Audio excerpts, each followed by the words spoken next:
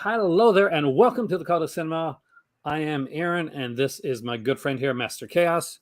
We are the Cisco and Ebert of YouTube. Correct. We often disagree, but more respectfully than Cisco and Ebert do. So there's that as well. Yes. Oh my God, there's a whole bunch of people here. So thank you so much for coming in.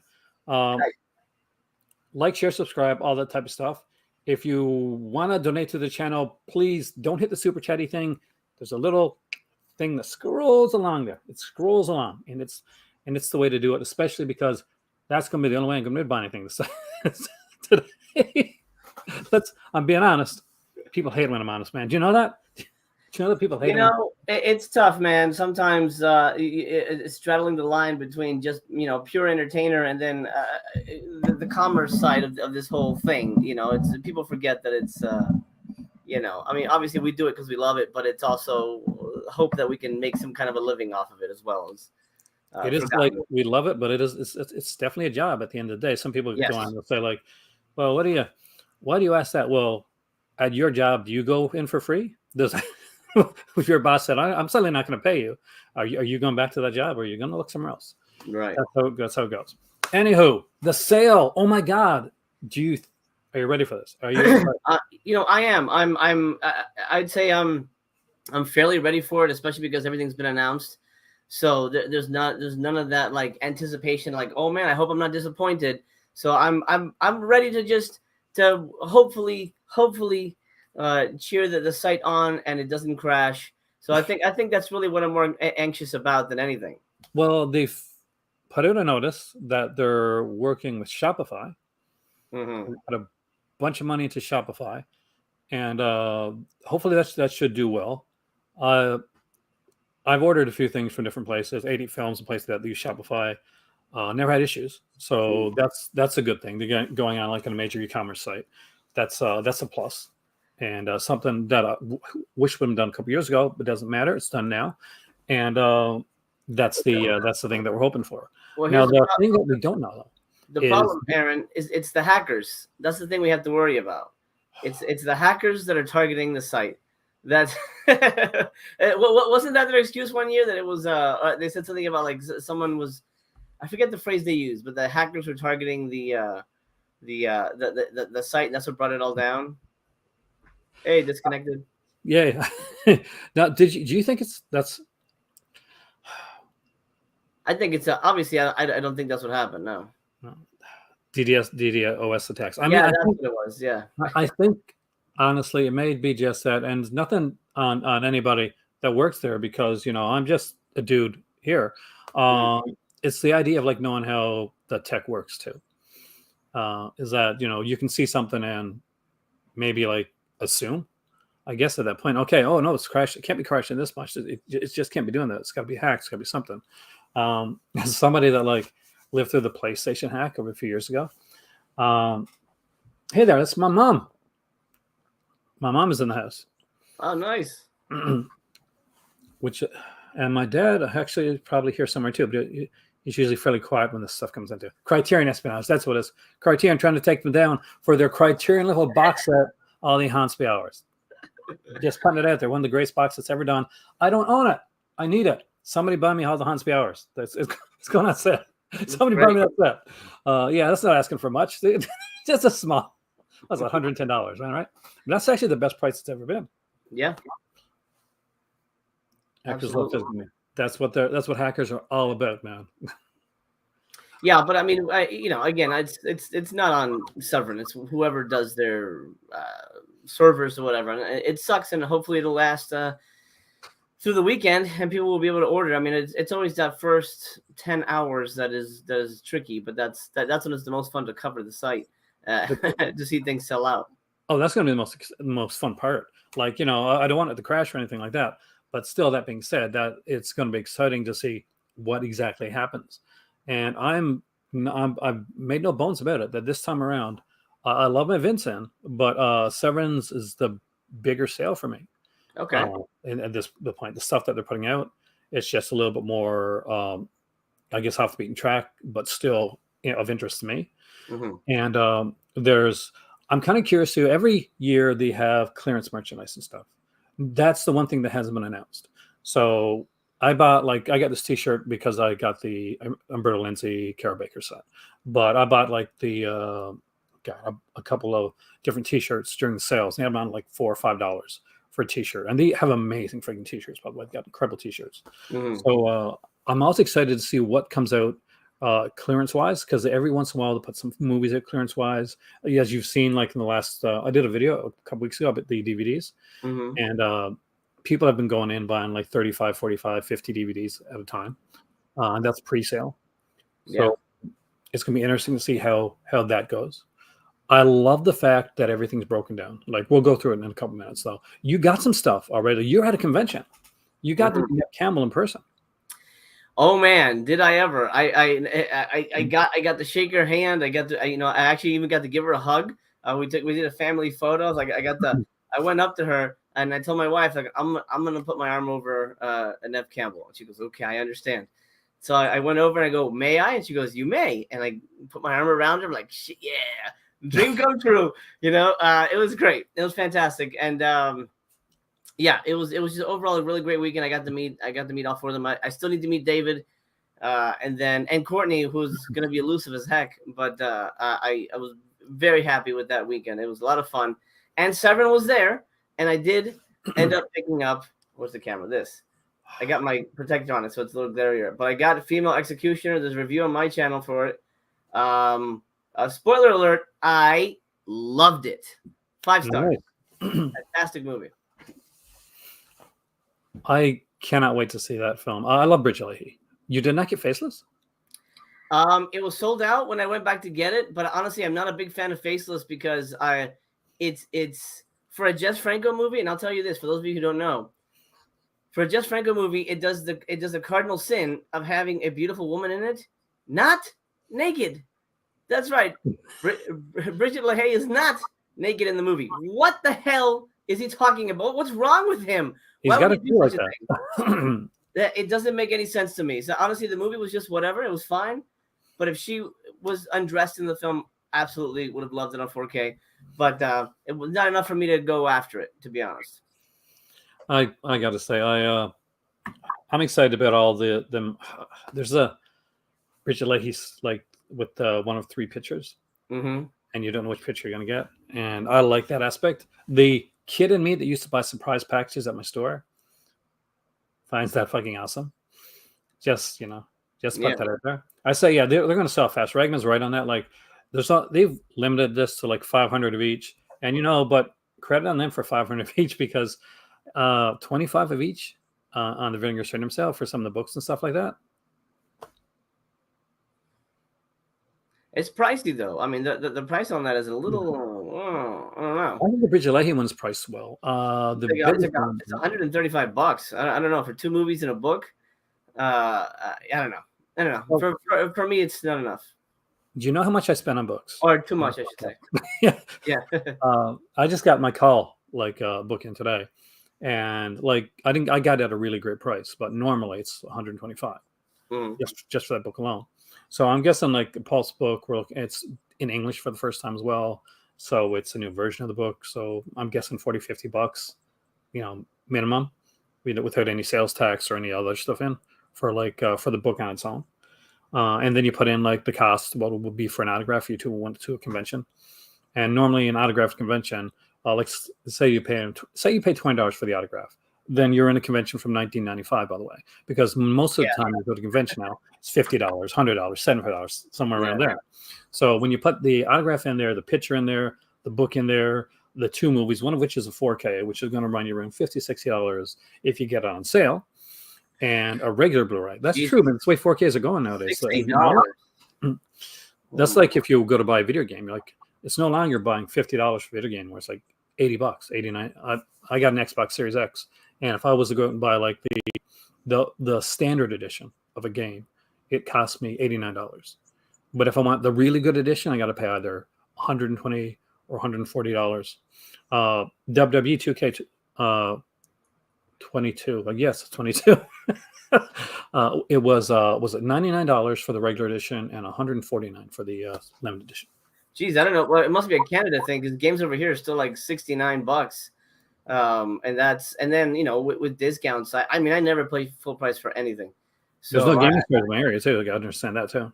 yeah, I just wait. I just wait till stuff is affordable because no. I mean, there's nothing I can like. Oh my god, I can't live without that. That I need to pay $60 for anything, unless it's like medicine or something like that. But yeah, I mean, if people want it, they'll get it. The bundles will definitely sell out. I mean, the end of the world bundles from last time, those sold really well. So Oh my god. yeah. And this is Bridget Leahy, so that's on top of that. So Regman said he doesn't want a surprise picture for $100. He wants the picture you want. So it's Bridget Leahy either way. It's going to be 1 of 3 Bridget Leahy pictures. I can understand Ragman if it was like you're going to get 2 of these pictures of Bridget Leahy and one of them like sticking the finger up to you, holding your check. Either way, it's Bridget Leahy. She's going to look sexy. It's going to be good. You're going to have a good time with her. Mm-hmm. I'd rather just meet her in person, honestly, and just and have that interaction. I think that's cool for me. I can't just I don't really buy autographs just blind anymore. I have to have met the person so that signature means something to me. Oh yeah. One thing I'll say about the Scream people, which is really awesome, they didn't charge an arm and a leg. The most expensive Nev Campbell and Matthew Lillard were $60, which I was expecting $80-$100. So yeah, it was. I'm glad, and they signed to the end. Like I was in Matthew Lillard's line an hour and a half after the convention ended. Like they did not stop until everybody got their autograph. And he's supposed to be really good when it comes to conventions. Like, oh yeah, he's great. They all were fantastic. So I was very impressed with them, and that means more to me than just getting a scribble on a piece of paper. It's just like that memory. Oh, I remember when I met them and this happened, and we interacted, and then Bridget Leahy took me back to her hotel room, stuff like that. Yeah, this is Cass. Love that. So much. Or maybe you've got a married list where it's like, okay, this is a person on the list. Right, this right. This is the exception.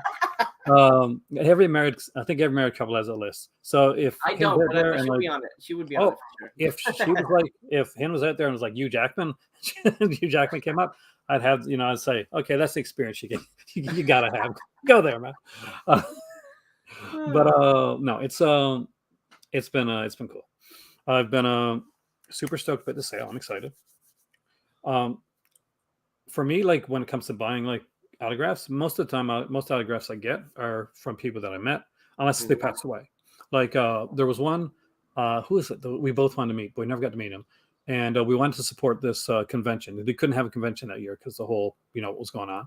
So they had like these online like auctions, and we bought George Romero, like one from George Romero, and it was from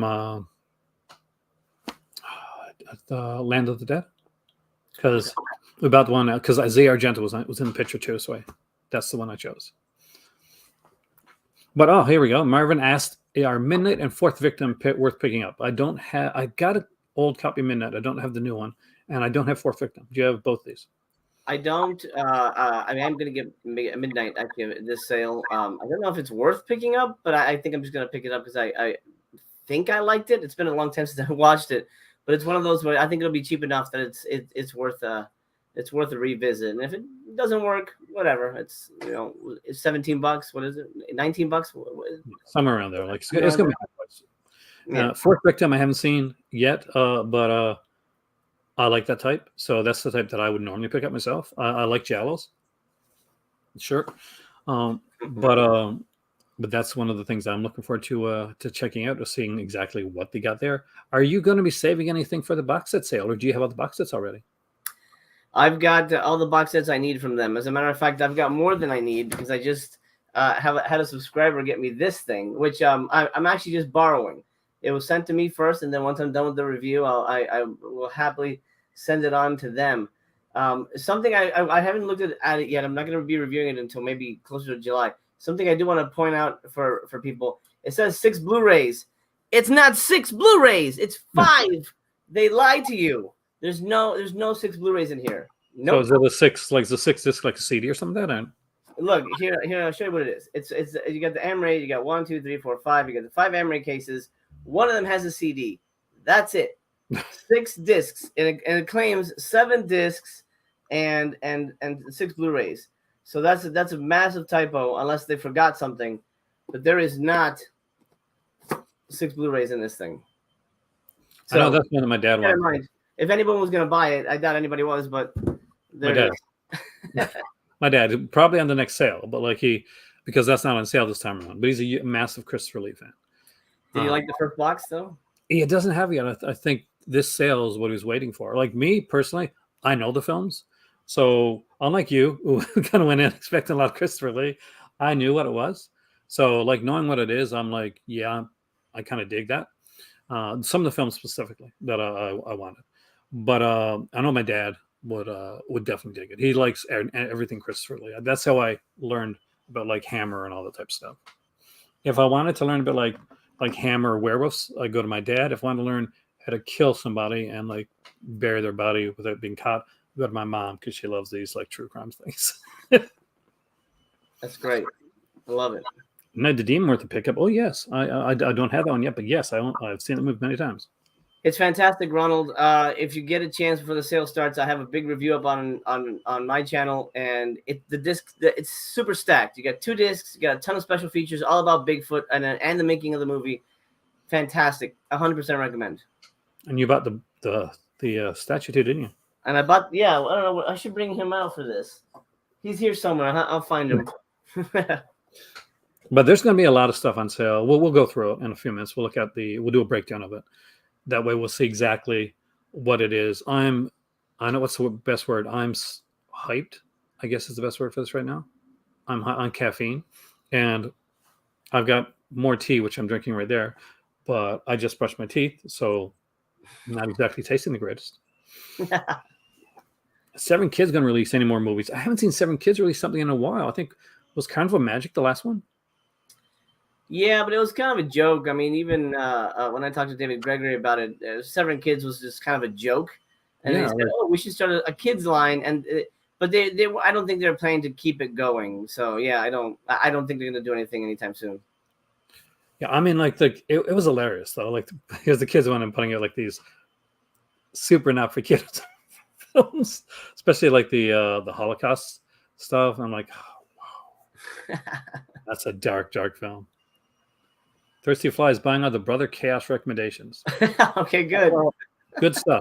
Unless we're talking about Cardona. So if Cardona shows up like magically on that site, you run the other way, Thirsty Fly. You know, there's a lot of Franco on tap for this sale, and I'm curious what you think about it, because I haven't seen Macumba Sexual, but I did get a chance to see Mansion of the Living Dead. It's on the Full Moon streaming site. And it is a snooze fest. Oh my God. See, normally it was awful. That's the film. Normally that'll win people over that don't like Franco. Wow. Seriously. Because I've had a few people that have mentioned to me, you know, I'm not really into Franco that much, but I've seen this one a few times, whether it's like nostalgia from seeing them they're younger or not. But like me, I haven't seen it in years. Macumba Sexual is okay for $20. It's definitely okay. If you're collecting the Franco stuff. It's not, I wouldn't say it's like top for me, top tier is still like his noir stuff. If nobody has that, to get the noir double feature. Mm-hmm. If Bahia Blanca ever happens to come onto a site again, somebody said they had it at the table, but I didn't see it. You didn't get the chance. You should. If that was there and you didn't buy it, man. I know I might have just passed over. I just didn't notice it. But somebody said, "Oh yeah, they had Bahia Blanca at their table." I went back, I couldn't find it, so I guess it sold out. So yeah. Well, it's one of the hardest ones for that. Well, it was 1,000 copies or something like that when it initially came out, and there's a reason for it. They couldn't actually go out and put any more, unfortunately. I guess there's the extra stock that conventions, right? Yeah, I mean they also had Cruel Jaws, which I guess they're allowed to sell, but that's still around. If you find them at a convention and you want it, that's still there. You don't have to buy it through eBay. Did it have the book? No, they didn't have the book, and then obviously they didn't have the slipcover. But if you want the movie just to have it, it is out there somewhere. They also still had Frankie and his pals. That's a horrible piece of trash. But if anybody really wants it just to be a completist, they also still have that somewhere. That's the one that blows my mind the most. I got to say, out of pretty much any sale that I've seen go through, um, the fact that Frankie and his pals sold out so quickly, Yeah. my mind was blown because I will be honest with it, like every kind of crappy ass movie I like, and I do have some pretty weird tastes. Uh, but even me, I was like, yeah, no, I'm good. I've seen Hilarious House of Frightenstein. I'll go back to that. That's I'm good. I'm good for that. Right. Did you pick it up? Oh, I have those. Yeah, a long time ago. Did you sell it or did you keep it? The Soledad Miranda movies. Oh no, they were before that. Solid Miranda's those are good. Oh I yeah. mean, Frankie and his pals. Oh yeah. Oh yeah. I picked it up when yeah during the big sale, and I reviewed it and then I sold it to Brother Chaos, and I was like, hey, you'll like this, and then he watched it and then he calls me. He's like, damn it, why did you make me watch that? It's That's why you're there. no, there's some good stuff though. I mean, like the "Don't Go in the House" T-shirt looks freaking amazing. I love the T-shirt. Where's the year 2072? It's okay. It's not like it's a nice looking shirt. It's not to the level of like the "Don't Go in the House" shirt, in my opinion. Do I have Uncanny X-Men Volume 1? I have the omnibus. Yes, I have all four of the of Uncanny X-Men and Volume 1 of the original Stanley run. I don't have the second volume yet. It's only one more volume to get. Hi there, Cinematic Collector. The party has started already. It has. So Madonna did die young, which is unfortunate because she was his original muse actually for Franco before Lena Romay came around. I think she was acting in like an historical, and he saw her there and ended up like using her in his films, and she had this presence to her. And I'm going to say something. It's going to be really controversial. It actually probably is. It's going to piss some people out there, Franco fans. But because I'm a Franco fan, though, like understand this: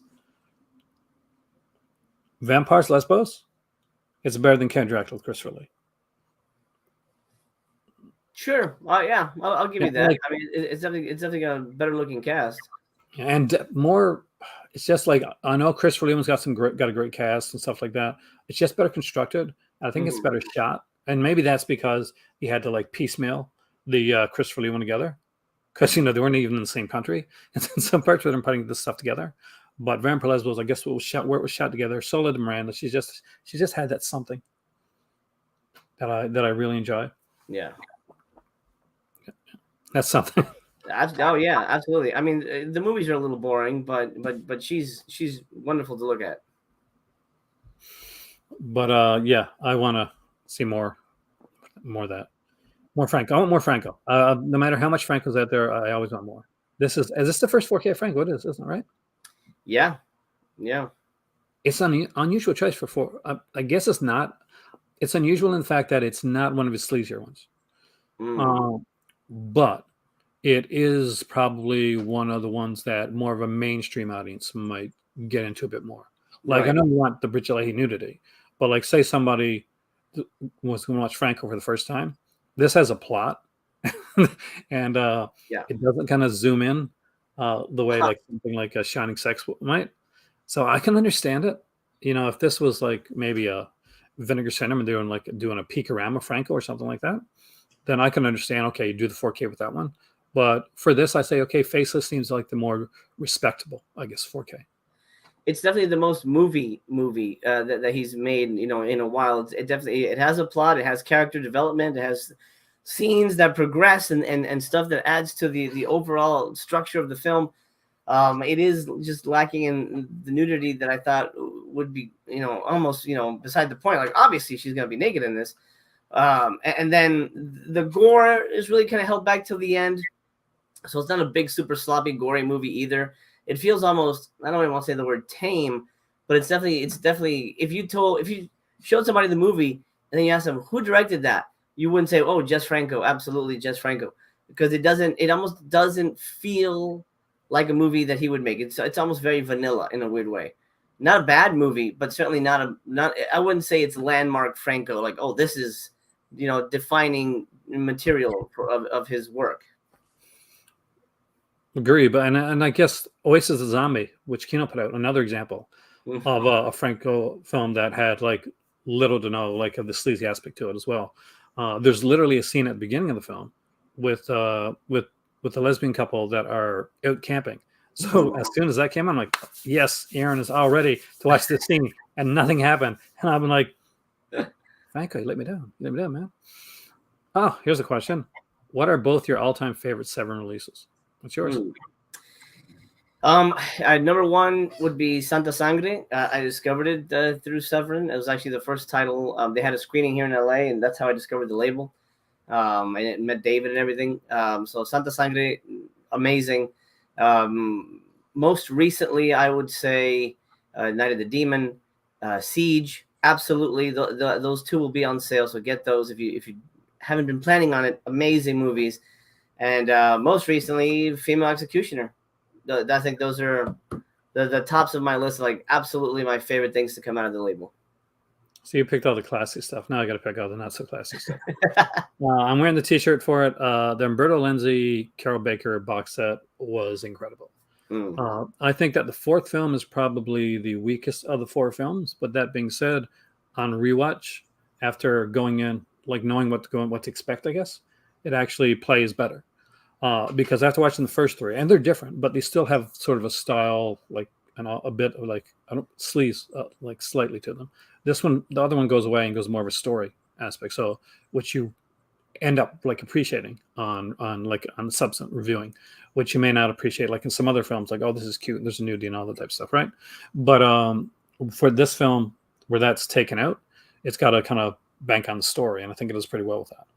It's some of the good work for Carol Baker, in all honesty, and the soundtrack's fantastic. That one song that was stuck in my head for days because I've played a million times.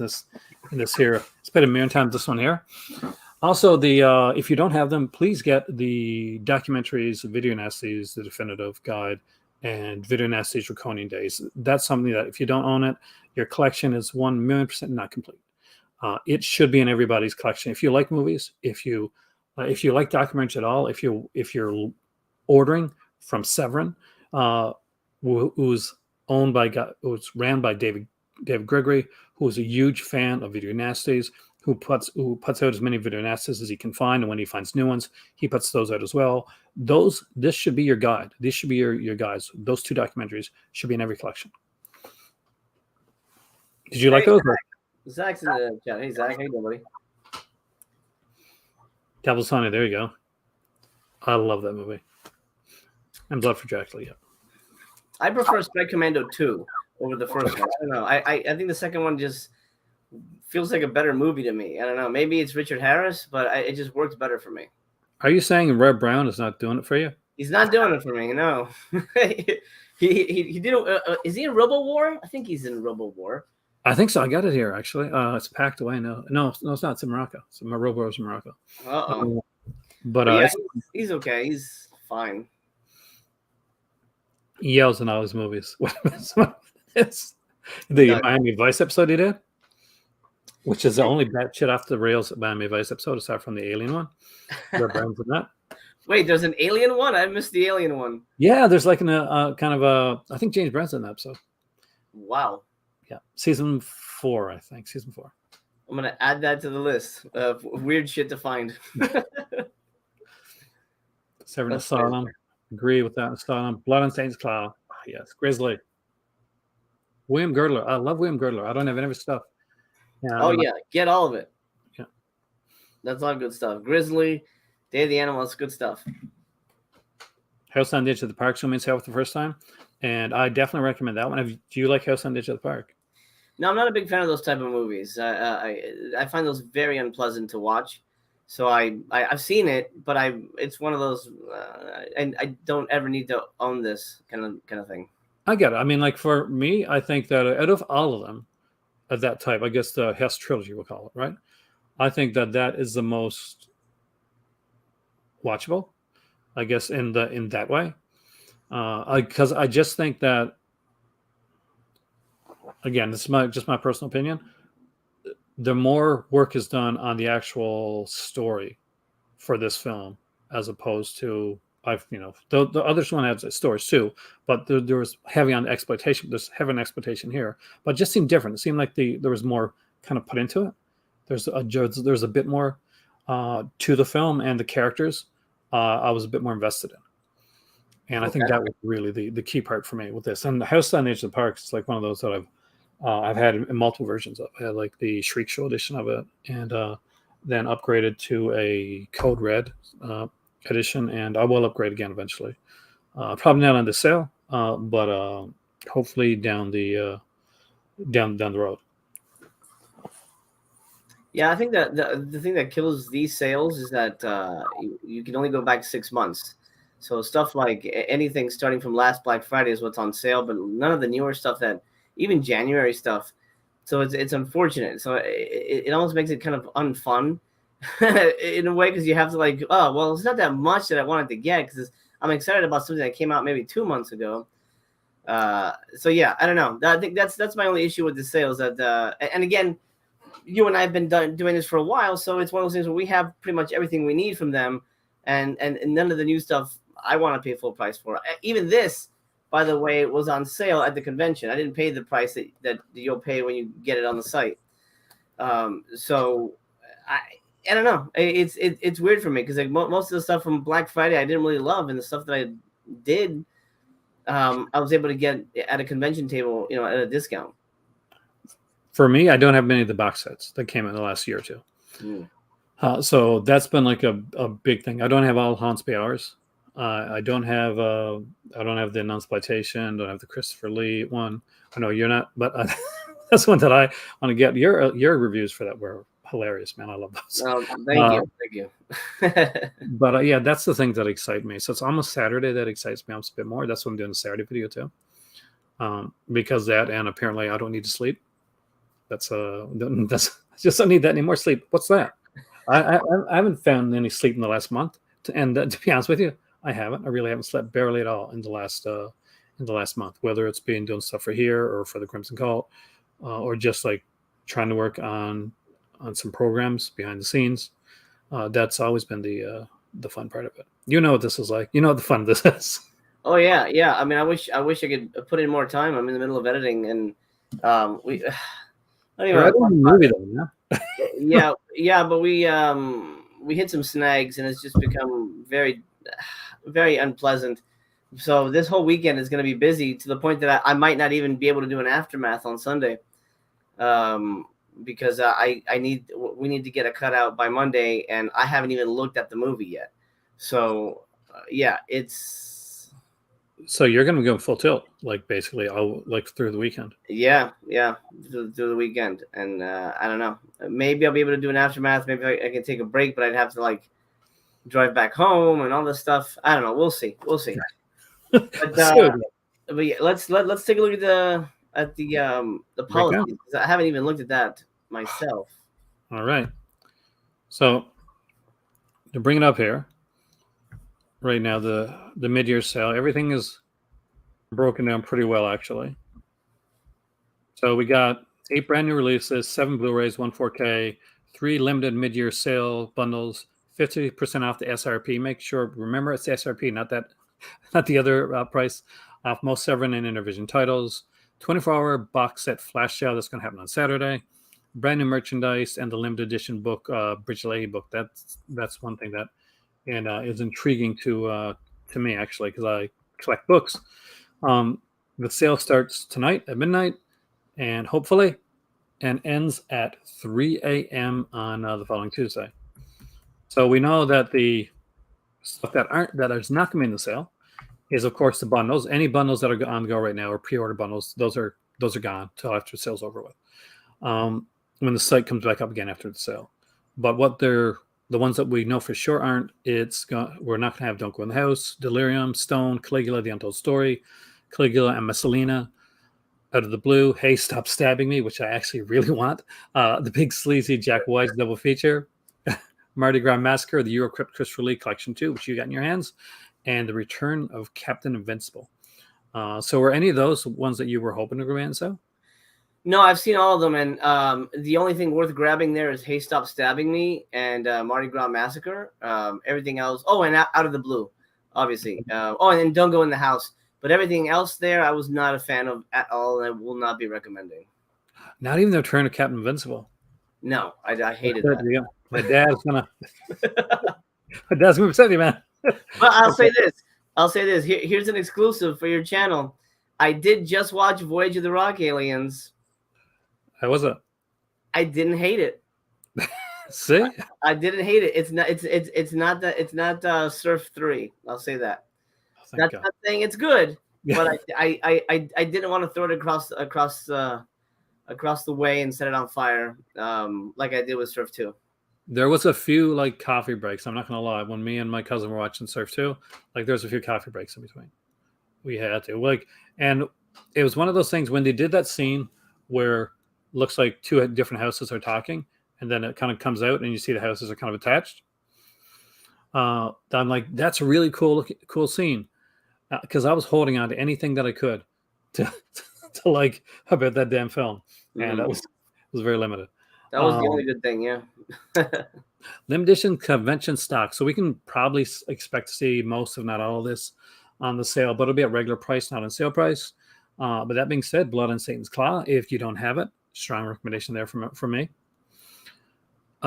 Beast in the Cellar, I'm not going to say it's a great movie. I'm going to say the documentary on it is kind of cool, though. So if you like Tavern Films, you want to get the documentary on that, then it's going to be on the Beast in the Cellar. Skinner with limited edition slipcover. It's a slipcover for that one. You can get the standard edition. Either way, it's a really good movie. And the features are great on that one. Like, abnormally great on Skinner.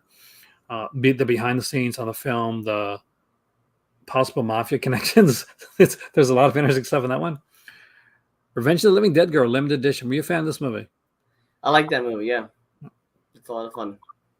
We get a limited edition, so we get the CD, I think, because actually one of my patrons actually sent me that film, and that was the CD on it. Theater Bazaar Digipack. I'm still up in the air with that one. I haven't watched it, and it didn't really interest me. Yeah. No Way Home limited edition, yes, definitely recommend that one. I like that one. What do you think? I haven't seen it. I think you like it. I think that's going to be your jam, actually. Okay. Enigma limited edition and Demonia, either one of those? I like Enigma. I think that's a solid film. I think Demonia is a little too boring. Yep, agreed, actually. So we're on the same page. Oh my god. Okay, here's where we differ. Shining Sex limited edition. See, obviously this is a family film. Yeah, absolutely. It's one for Christmas. But no, actually I did kind of dig this film. I'm not gonna say it's for everybody, but if you picked up Faceless and you said, oh, it's missing the sleeves, Shining Sex isn't at all. There's plenty of it to go around for that and 5 other Franco films. So you can get that one. That's true. The thing about Shining Sex for me is that there's no movie there. It's completely nonsensical. It's literally just Lena Romay's vagina close up. The whole what do you need to do? It's some kind of science fiction thing, but it is honestly just vagina close-ups. And normally, sure, that sounds like a great time. But if you're telling me this is a science fiction story and you're not giving me that, I don't know. I just feel like it was another one of those like Franco things where like, was he high? I mean, is this a prank? This feels like a prank. So I don't know. That was my take on it. I honestly don't know how anybody could watch that and be entertained, but to each their own. I was entertained, but there's the thing: you can buy Faceless in this one, and then if you're going through Faceless, like God, there's no nude scene, you can queue this one up and put in a nude scene from that, and then go back to watch the rest of Faceless. Yeah, you got Castle of the Creeping Flesh with Slip. This is a creme, but it's not my favorite actually. It was okay. Did you like it? I haven't seen it. I heard it has like actual like heart surgery footage in it. Yeah, I'm good. I don't need to see that. And beyond that, most people said it was fairly boring, kind of sleepy movie. So yeah. That's like, if you got it, I'm going to be honest with you. You can watch it on the road. It's not one of those that you got to grab. Plague Town, 2-disc edition. I'm going to be honest. I don't know this film that well, and I have no need to watch anything with the word plague in it in the near future. That's okay. Yeah, Uh, it's a David Gregory's movie, and I watched it. They had a screening here years and years ago. It's fine. You know, it's kind of like Crazies in a small town kind of a thing. oh, see, I like that. That I would like. It's just the title kind of puts me a bit. It's the last couple of years, man. Last couple of years. Yeah. Oh yeah. We've all lived our own plague town, so I'm not quite sure how quickly I can get into that. Attic Expeditions 2 disc. This is one with Seth Green, right? Yes. Yeah. So I still need that one, but I don't know if I need a 2 disc. I got to see what the second disc is. All right. Here's a list of stuff that is going to be on sale for the first time. So I'm going to mention them, and if you think they're ones that people should pick up, chime in with that. So I'm going to give space in between everyone. House on the Edge of the Park. For me, it's a yes for me. Okay, Night the Demon. Absolutely, yes. Okay, Bloody Pit of Horror. I would say not for everybody, but it's I love it. But I sort of grew up with this movie. It's basically girls doing a photo shoot in a castle, and there's a dude who's torturing them, but there's no nudity and there's no real gore. But if you kind of like those castle-y kind of movies with the really bright kind of, not Technicolor, but I feel the kind of stock they use. But anyway, it's a very bright, colorful movie with some scantily clad women. It's a lot of fun, but it's not a movie I would say it's everybody must go out and grab it. Oh, my dad loves this one too, and this is one that I actually had fun with. Mickey Hargitay, Mr. Hargity's dad, was married to Jane Mansfield. He's the guy in the crimson like mask and stuff in this film, which is kind of cool. Black Candles. Did you see this? Black Candles sucks. It's to me it's just an excuse to have orgies. It's I kind of want more from my movie. So who needs an excuse? Everyone, Actually, I like this. Jose Larraz, I think that he did a good job of shooting this. And here's the thing.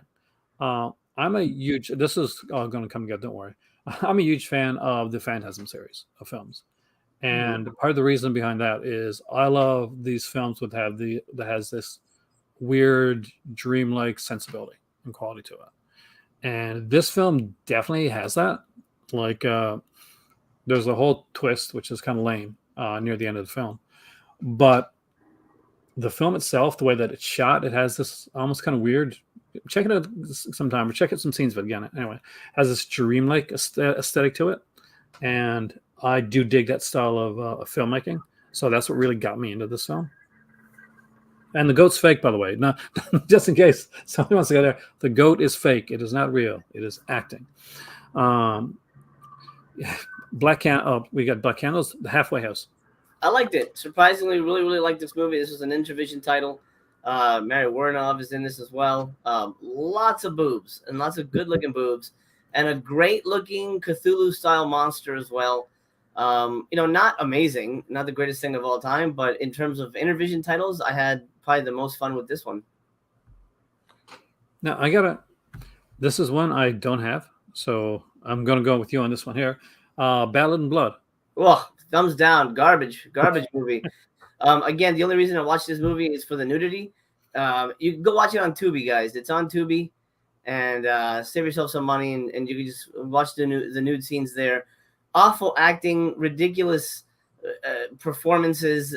It's awful on every level. So Forbidden Door. Forbidden Door.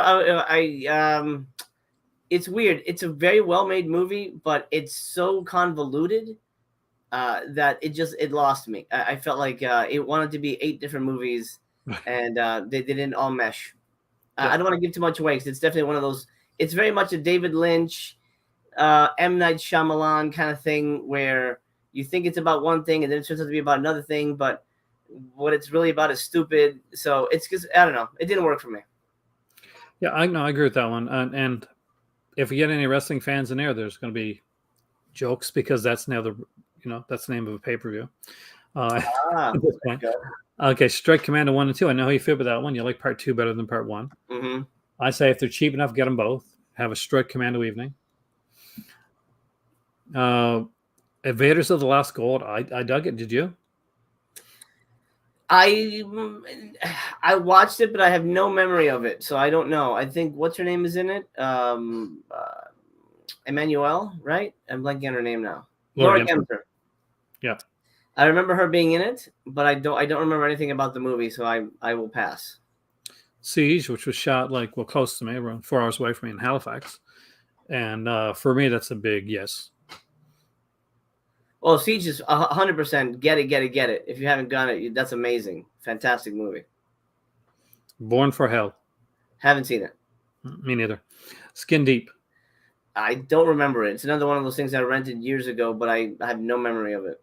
I have a DVD of it somewhere, but again, it's been years, and I don't remember it being too memorable. So that's take it what it's worth for that one. Cannibal Man. Loved it. I think it's a very, very good script. I think it's very well put together. It's not about a cannibal man at all. So keep that in mind. But I think it's a fantastic thriller, and definitely something you should check out. It's great. I wish I would have known actually before, because I saw the word Cannibal Man and I'm like, no. But then people said, no, it's a good movie.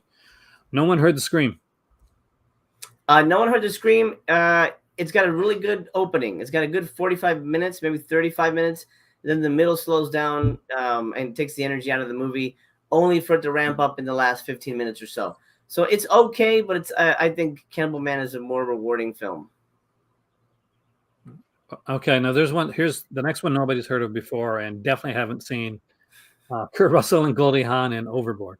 I'm not familiar with that at all. I have no idea what that is. Strange film. No. Just flying by it, My guys. mom likes it actually. I was at like Sunrise Records, and when I was visiting my mom, and we were looking up. Well, I was looking at movies, and she was patiently waiting for me, and until Overboard came around, and she picked it up right away, and she said, "I got to remember to come back and get this one." I also love your video trying to get the slipcover off of Overboard. That's hilarious. Yep, that's true. All true. That happened to me for The Undertaker. Oh my god! Okay. That was hell to get the slipcover of Undertaker. That was the first Vinegar Syndrome slipcover, and they hadn't mastered it the way that they have now. So it was like, and it was cut in the middle like a coffin thing. So you had to be extra careful, or if you don't, it's going to rip. And I'm trying to get it out, and I'm trying to get it out. But yeah, it was that experience. Okay, the Kinky Collection. Do you have this? I don't. I hear it's okay, but not for everybody. I haven't taken a try of it. Definitely my type of jam. I like this style of film. It's style of filmmaking. So one that I would definitely grab down the road. Does this one go like in the? This is not going to go. It's not in like in total Larry Clark territory, is it? That's what I hear. I hear it's like a Spanish. From what I understand, it's about a gang of gay kids that commit vandalism, and it gets really dark and depressing. I'm like, I don't really want to be depressed, so I never went down the rabbit hole, but I can't. John in the chat says he says the collection is great. Yeah, no, John's mentioned it a couple times on here. Like he's a big fan of it. I think I like Skeets. That was done. Did you ever see Skeets? No. Definitely worth checking out. Actually, not a bad film at all. I ordered from an Arrow sale once, and it's not even Arrow titles, but like one of their, I guess, their partner label titles. But they sent it to me as a freebie again during one of their sales. All right, Day of Judgment. Very boring. It's not exactly what you think it's going to be. It's basically a horror movie made by a religious organization. Oh my God. And there's almost no horror elements at all. There's one thing in the first 10 minutes, and you go, oh, this is going to be great. And then nothing happens for the remainder of the movie that's of any interest. So Day of Judgment's too much of a slow burn, and it just leads up to a whole like, following God is great kind of a thing, hammering it into you like, oh, follow our religion. It's the only way. I don't know. Not great. See, that was cheap enough, like a DVD of that maybe I would buy, ironically. But because I think it could make for an hilarious video down the road. But not a recommendation here. The Fourth Victim, that's one I haven't seen. I'm curious about. Midnight, John Russo. I recommend that. I think that's a bit of fun. I'm not going to tell you it's a fantastically made movie, but as far as his films go, I think this is probably unless Majorettes comes out. I guess this is the big one. Mm-hmm. Yeah, Vampire Lesbos will definitely be around $20. So that's one big grab, Sean, when you get there. All or Nothing.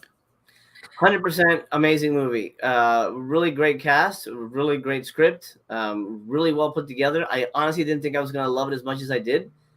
It's great. It's not your typical Severin title whatsoever. If you pick up Shining Sex and All or Nothing, you get a completely different spectrum of cinema. But it's wonderful. Just wonderful, wonderful, wonderful. I liked it. Well, that's Mike Lee, right? Yeah. Yeah. So yeah, you're gonna. It's a Mike Lee film, guys. So it's Mike Lee as far as it goes. Pretty much, you're certain on his work. At least I am. I love his stuff. Severin has been doing some more of this, and I'm actually all for it. And Vinegar Syndrome are starting to do it with some of their titles too. It's like titles that aren't normally considered a Severin title. And I am 1,000,000% there for that. So all the All or Nothings that they want to put out, all that style of film, the Kinky Collection, all these different things that don't really seem like a Severin thing, they're expanding. And I think it's about time that, especially when we've gotten to a point where how many more exploitation can you put out on a regular basis before you're scraping the bottom of the barrel.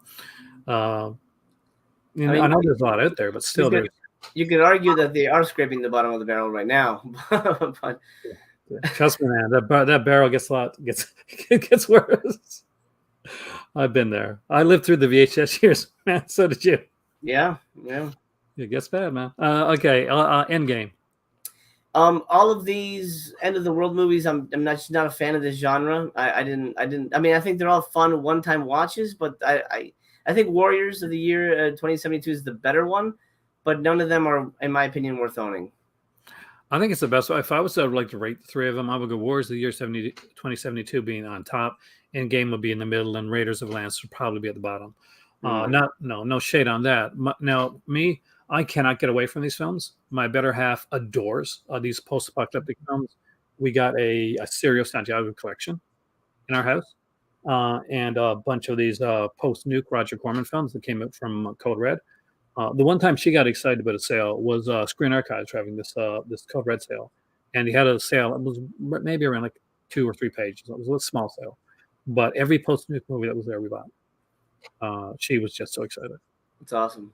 Yeah, Blood for Dracula. I definitely recommend that one. It's a good title. Good go get along with your Flesh for Frankenstein. Most people like Flesh for Frankenstein better, but I do think that this is definitely worth owning. It's beautifully shot, and there's some interesting choices throughout this film, and I think overall it's hilarious, and in the places where it's supposed to be, especially at the ending. Did you like this one? No. Yeah. I'm not a fan. I think this is probably the lamest Dracula movie ever made. Yeah, I'm not a fan. I know I'm in the minority on that, but these movies do not work for me. However, I love Udo, and I think he's amazing. I think he's just a great performer. Oh, yes. And now here's the thing, man. At one time or another, we're all in the minority in something. So that's the thing, right? Yeah. Retribution. I think we're probably going to be split on this too. I actually dug Retribution. It's okay. I didn't hate it. It's got some really good practical effects. The story's a little weird. Without getting too much into it, I'm like, well, this is the plot. But I don't know. It's something. See, I always go back to like the video store era, man. We would go and Retribution. I can rent it for $2. And then if whatever, if I like it, I can rent it again the next weekend or whatever, or I can try and rip it off on another VHS, or try to find it on TV or something. But now you have that you pay $35 for something, and if you hate it, you're stuck with it.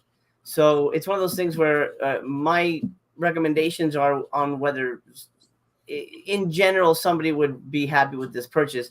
So I think it's an okay watch, but I don't know that it's worth owning. So I think that's where I'll land with that one. Well, that's fair enough. I mean, like, don't you think that like when it comes to a lot of this and a lot of the collectors that we still got around, that a lot of us are chasing our video store days?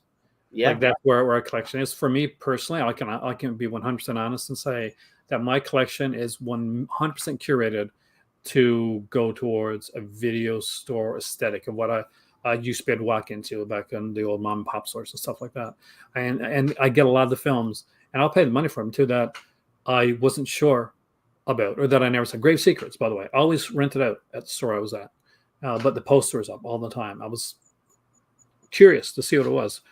So the second that it got announced, it would have been VSA or not, I would have had to get it, because it's just one of those things that I remember from my youth going into this, well, not my youth comparatively, going into the store and seeing the poster there. Yeah. Next to Black Boots, Leather Whip, I think is a really fun little Franco film. And House of Lost Women, I think is good. This is one I actually think is good. I think out of, definitely you're going to get your sleazy stuff for House of Lost Women. But I do think it's one of the better done and better shot and better constructed of his films in that era. I've got a fascination about this era of Franco, when he's basically didn't have the money and the funding. So the movies that he made got to be more personal and got to be more him. Mm. So when I see stuff like Black Boots, Leather Whip, which goes like, was that Ragnar said? Somebody said it was like more of a neo noir. Matt said it's more neo noir, which is true actually. And House of Last Women it stuck with me, much in the way that Bahia Blanca did. It stuck with me, and it's this. Maybe it's because I like the director too, and I get more fascinated about the behind the scenes. I know about those books, and they cost a bit. So the Stephen Thrower books, it's worth owning though. That you get this era of Franco, and it's telling on his maybe on his psyche a bit too, which is kind of cool. Did you like either of these, or did you watch either of these? I didn't watch them. No, I had a feeling I wasn't gonna like them. It might be better than you think. I mean, like House of Lost Women. If you ever get the chance to see it, if it's on a streaming site or something, check it out that way. Or if you see it on sale, like on a DVD for like $5 or something, grab it. I think you might dig it. Black Boots, Leather Whip's got more of a cheesy, funny story. You might like that a bit too. But House of Lost Women just has something about it that there's an aesthetic to it that I like. Beyond the Darkness. Beyond Darkness. I don't know it. I think I might have this on Scream Factory something or other, but I can't place it. Yeah, I do. I mean, it was one of the La Casa ones. I think one of the later La Casa ones, like maybe 5. La Casa films, by the way, guys, are just like start with Evil Dead, and over in Italy they call it La Casa, and then they just took unrelated films and made them like Evil Dead 2, 3, 4, and 5, but it was La Casa, like 2, 3, 4, and 5. They have nothing to do with one another. This one here it's okay. It's definitely it's a fun little film. It's on for a decent price. Go for it. What about The Gunman? Again, I kind of wish I loved it more, but it's okay. It's got some, if I remember correctly, it's got some good nudity, but it's just a little too goofy for my taste. Like, I don't know. It was the humor was a little off for me. I was on the point of like I didn't think it was goofy enough compared to what it was. It was advertised as. Mm. You know what I mean? Like I dug it for what it was, but I thought that it could have went a bit farther in the insanity. Oh yeah. Because if you're going to go there, go all the way there. If I had any like issue on that's the only thing. I also didn't like that he had a tendency of like not only masturbating but also ejaculating all over himself. I felt like, all right, I think that's an element we don't need in this. That's kind of gross. I mean, it's very gross. Yeah, I thought it was hilarious. Egypt for Satan. It's okay. It's not great. I really wanted to love this one, but it's a little too slow. It's not It's not a horror movie, and you don't really know what it is to the last scene, and then it gets really interesting when it's all sort of unpacked. But the movie in general, I felt was just a little. I don't know. Just it was just okay. It didn't deliver the punch I was expecting. I enjoyed it, but I understand. I mean, like I think it's one of those. In all honesty, when you go back and watch it again, it plays better because of the last scene. I think when you go back and watch it again, it plays better.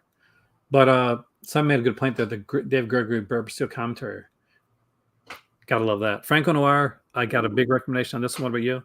Oh yeah, that's my favorite Franco thing I've ever seen. Those two movies are fantastic. great directing, great stories. You know, I'm a sucker for a great plot and really good scripts. Fantastic framing. Zach, if you're still here, you got to get the Franco set. Great cinematography.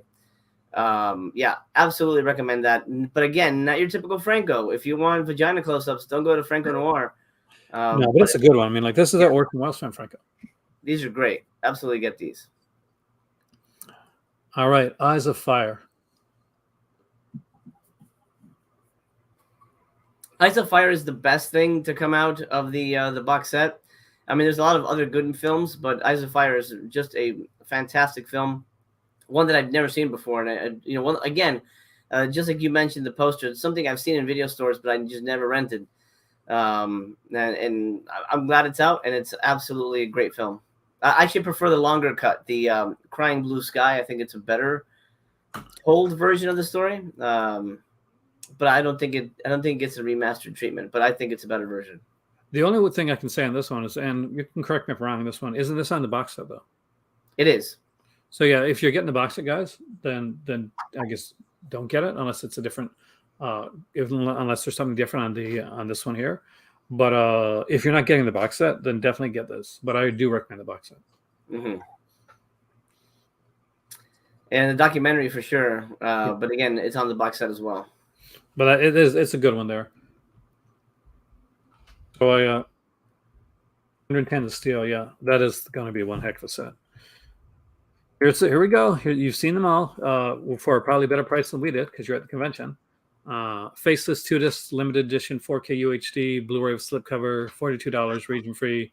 Recommendation on this one. I know what you spoke about this one before. You said not enough nudity or no nudity. Okay, it's very tame. I think people are gonna be kind of disappointed by it. It's not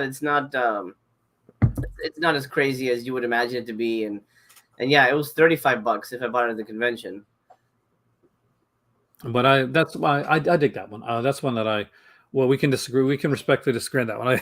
That's what I think is pretty cool. Female Execution, I know you love. That's Blu-ray with slipcover, a gorgeous slipcover by the gorgeous. And I would say, you know, for $28, that's worth getting now. I wouldn't even wait. That's about what it would cost if you've got a new Vinegar Syndrome title. So yeah, if you're gonna get it now. Might as well. It's a good movie. Okay, All But Evil, 2-disc, Blu-ray plus CD with limited edition slipcover, $34. That's a really expensive price, but that's a really fun movie. I do like that movie quite a bit. It's all about a movie theater and what it takes to sort of keep a movie theater in business in a way, but it's also a slasher movie. It's goofy. Think it's kind of a John Waters movie, but without like a lot of nasty stuff in it. Like there's no shit eating or anything like that. But it feels like think of like Serial Mom or Pecker. It's got that kind of energy. But it's a ton of fun. I do recommend it. So it's a definite buy then. Like that. That's right for me. That's right in my alley. Yeah, I wouldn't pay $34 for it, but I would wait for a sale. But yeah, it's definitely worth a grab. How about Libido? This is one that I haven't seen. Gastaldi like co-directed this one as well, and so that's intriguing for me. Yeah, there's so many giallos I'm not familiar with. I've never heard of it, but I'm happy for the people who've been wanting it. Blood Hunt is here, $20 Blu-ray with slipcover as well. That's pretty good. I mean, I actually might just pay that. $28 is not too bad compared to grabbing some random VSA, and that one looks like the most fun, honestly.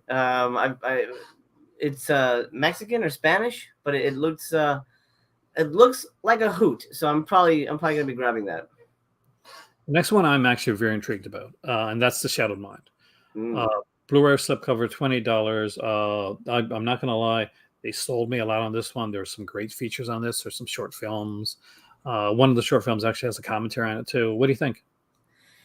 Short films never sell me on anything because I have bad experiences with short films. So I don't know anything about it. I pulled the trailer to show later on my stream, so I have no idea except that I think it's filmed in Africa. Yeah, I don't know anything about it, so we'll see. Makuma Sexual, I know you haven't seen that one. That's an okay one for $20. It's definitely worth the upgrade. Mansion of the Living Dead, I know you didn't like that one very much. I thought it was okay. This is usually one that that Franco, people that don't like Franco that much tend to enjoy. So I was kind of surprised when you said you weren't a huge fan of it.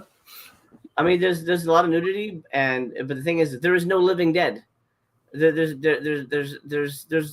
I don't want to say too much, but He's subverting expectations there. Yeah, it's not. It's one of those things like, wait, what is going on here, and why is it taking so long for this to develop into anything? But it's not. It's not what you think. It's not what you think. Yeah, it's like Matt's got a down pat there. It's definitely a kind of a homage to the whole like the Templar Knight, like Living Dead. That's kind of what they're when it's homaging at that point. Cult Films, the Bridget Leahy book. I'm surprised you didn't pick this up. I'm guessing that was on sale there, right? It was not, but it's one of those things where it's. I mean, she's naked on the cover, and I've got little children at home, so it's one of those things I can't have at home. So yeah, I will not be picking this one up, unfortunately. Oh, see, this is one. Well, my kids are grown, so this is definitely one that I do want. So it's going to be sold in the bundles and the 2 bundles plus. It's $70 if you're going to buy a signed copy of it, which isn't too bad for a price for a signed copy of a book that's big. This is, I'm guessing, it's going to be one of those coffee table style books, and if that's the case, yes. I agree with Indy there. Like, says naked on the cover is a good thing. See, here's the thing. Like, I really never understood this. It's like, I guess I'm more of a European mindset when it comes to this. But nudity, like, that's okay. I mean, like, it's not like mind altering, like not a horrible thing, right? But like, if a kid sees a boob, that's that's not going to hurt a kid. If you turn on the news and say, hey kids, let's watch the news. There's a lot more horrific stuff you can see there. Oh sure, we don't watch the news either. Yeah, exactly. There you go. Smart move. Okay, so we got a Severin Hall of Fame enamel pin number 24 with Bridget Leahy. I really like their enamel pins. I don't have a lot of them, but yeah, it's what do you think? Do you buy a pin? I don't do pins, no. Because I'm Canadian. Well, yeah, Canadians more European type. Yeah, we're more European, I guess. Matt, it's not really a pricey book when you think about it. $70. I'm not sure about you guys, but like, I buy books on a regular basis, and $70 for a book isn't very expensive at all. Like, for a hardcover book, no. Like, I regularly, when I buy, when I went to buy my omnibuses last year, I was, it's a different work spot then too. So I bought a $1,000 coupon, and it was like, I only paid, I think I paid $750, but it was worth $1,000. And I bought like $1,000 worth of books for $750. And like, most books there would have been like 100, 125, 150, 60 bucks, something like that each. Okay, we got the signed 8x10 Bridget Leahy glossy photos. They are in the bundles. I don't think they're not sold separately, so you're gonna have to get those in the bundles. And I know some people are iffy on, like, okay, which one will we get? I don't think it's gonna be a big deal. I think either way you're gonna be satisfied. It's Bridget Leahy. And libido postcards. This is actually extremely cheap. This kind of surprised me. $10 for Nestor Gastaldi's like autograph. And I'm not gonna lie there. I'm a Gastaldi fan. He's written a lot of the seminal like giallo films that we've seen. So for $10, yeah. Especially if anyone goes towards Gastaldi, hell yeah. Sorry, Video Man. I just see your comment. I'm sorry you didn't like Cycles in Love, dude. I thought it was a great movie. I actually like Cycles in Love. He says he almost killed himself through that film. Oh man, I'm sorry, dude. You're not gonna disconnected then, man, because it's by the same director. But yeah. But I like both of those. I like that director. Yeah. Vita Manna, though, like, if I'm not sure if you're in the Crimson Cult or not, I am wearing your shirt in the Crimson Cult, just so you know. Because it's my not safe for YouTube, like, Patreon video that I do. So I can wear the shirt then. Yeah, he directed a movie, and I got a shirt. We directed a few movies, but I got a shirt of it. So nice. But I can't wear it on this channel. But speaking of shirts, Warriors of the Years of 2072, actually a decent t-shirt, and Paul Bear Press does some really good shirts. And Don't House t-shirt, I recommend that one. Like, if you're going to get either one of these 2 t-shirts, The Duncan House T-shirt. It's pretty baller. That's cool. Yeah, I don't really buy T-shirts anymore. Like in terms of like designs on them, yeah, but they look good. They look cool. What do you think the sell sheets like? $3 for a sell sheet. It doesn't really do anything for me. I do love the artwork, but I'm not gonna get the box set, and I'm not. Yeah, I mean, $3 is a good deal. But so if you need to hit a certain maybe threshold for shipping, that might help. Oh, the next thing that will help too, actually. Not in 40 minutes time. The sale is starting in an hour and 2 hours, right? In 2.5 hours. Yeah. The stickers. They're stickers. Peaches Christ, David Hess, and the Killer from Don't Go in the House. So they won't be on the site per se. So basically, what's going to happen is when you go to order your stuff, an option is usually on there where the shipping and that's at, or sometimes it pops up where you can add the stickers to the order because it's not normally on the website itself, unless it's done differently this time, because you never know. New way it's being done. I'm not quite sure, but normally that's how it's done. Oh, did anybody get an email? I'm curious if anybody in the chat got an email from Severin. They said, "Oh, if you have an account, we'll send you an email with how to log in or something." I haven't gotten anything yet. I didn't yet either. Like, I hope that's not going to cause an issue. I mean, you'll just have to log in and create a new account or whatever. But it's under my spouse's name because she uses her email. At that point, she used her email more than I did, and she's in Morocco. I'll ask if she got it. Actually, I'm not sure if she's still at. See if she's still up. Yeah, I haven't gotten anything yet. 24-hour box set flash sale. This is one that interests me that I know it's probably not going to interest you because you probably got all this stuff. I'm pretty sure you got all this stuff, actually. Yeah. All the Hansby hours. Definite recommendation on this one. Very, very cool set, and pretty much exactly it's my type of set. If there was a set that was made for my mentality and my sensibility, this is it. I love the kind of the international aspect of this. I love the documentary, which I have seen, and actually 3 times, and I really, really want to own this set. So we'll see how it goes. See if I can suck up my better half. So far, I've got a $5 donation, so I want to thank somebody for that. I can't see the name, unfortunately, yet, but it did pop up. Eurocrypt Christopher Lee Collection Volume 1. I'm going to guess you're not recommend this one? No, everyone buy it. It's fantastic. No, don't do that. It's really not good. But just my opinion. But it's not worth $60. And I will say, Nasty Habits, I was not a fan of either. I thought all 4 movies were just kind of bland, even though they are about torturing naked nuns. But it's one of those I personally will not revisit them. But then again, I don't think I was the audience for them. But if you like Jess Franco stuff, then honestly, you probably have it already. Dungeon of Andy Milligan. I would recommend it. I think, but again, you have to like those kind of movies. You have to like the something weird, 60s, 70s grindhouse, low budget, super shitty, low budget kind of aesthetic. If you're into that look, then Andy Milligan is 100% for you. And I think filmmakers would get a lot out of that box set.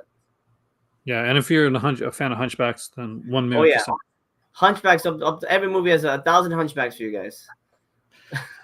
I think I don't think we were going to disagree on this one. The complete Lindsay Baker Giallo collection for $45 is a great deal. Yeah, absolutely. Some solid movies.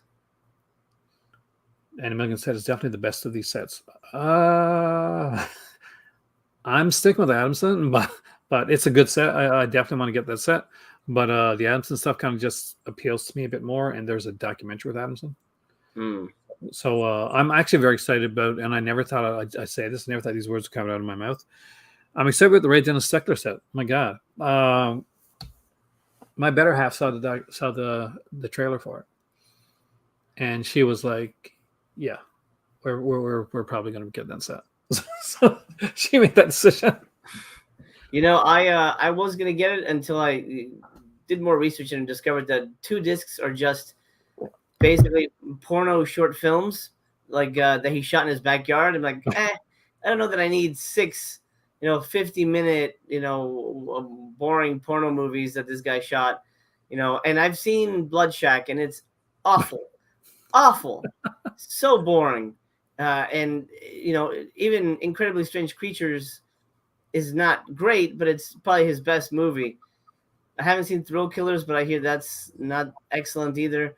So I think I'm going to stay away unless I actually have a deal going with a couple of subscribers who are going to get it, and they'll probably just lend me their copy for review. But I'm not dropping money on that. I missed out on the Cash Flag mask. I'm disappointed in that. I'm not gonna lie. If I would have had the bones at the time, man, for that mask, I almost wanted to pull that trigger. Wow.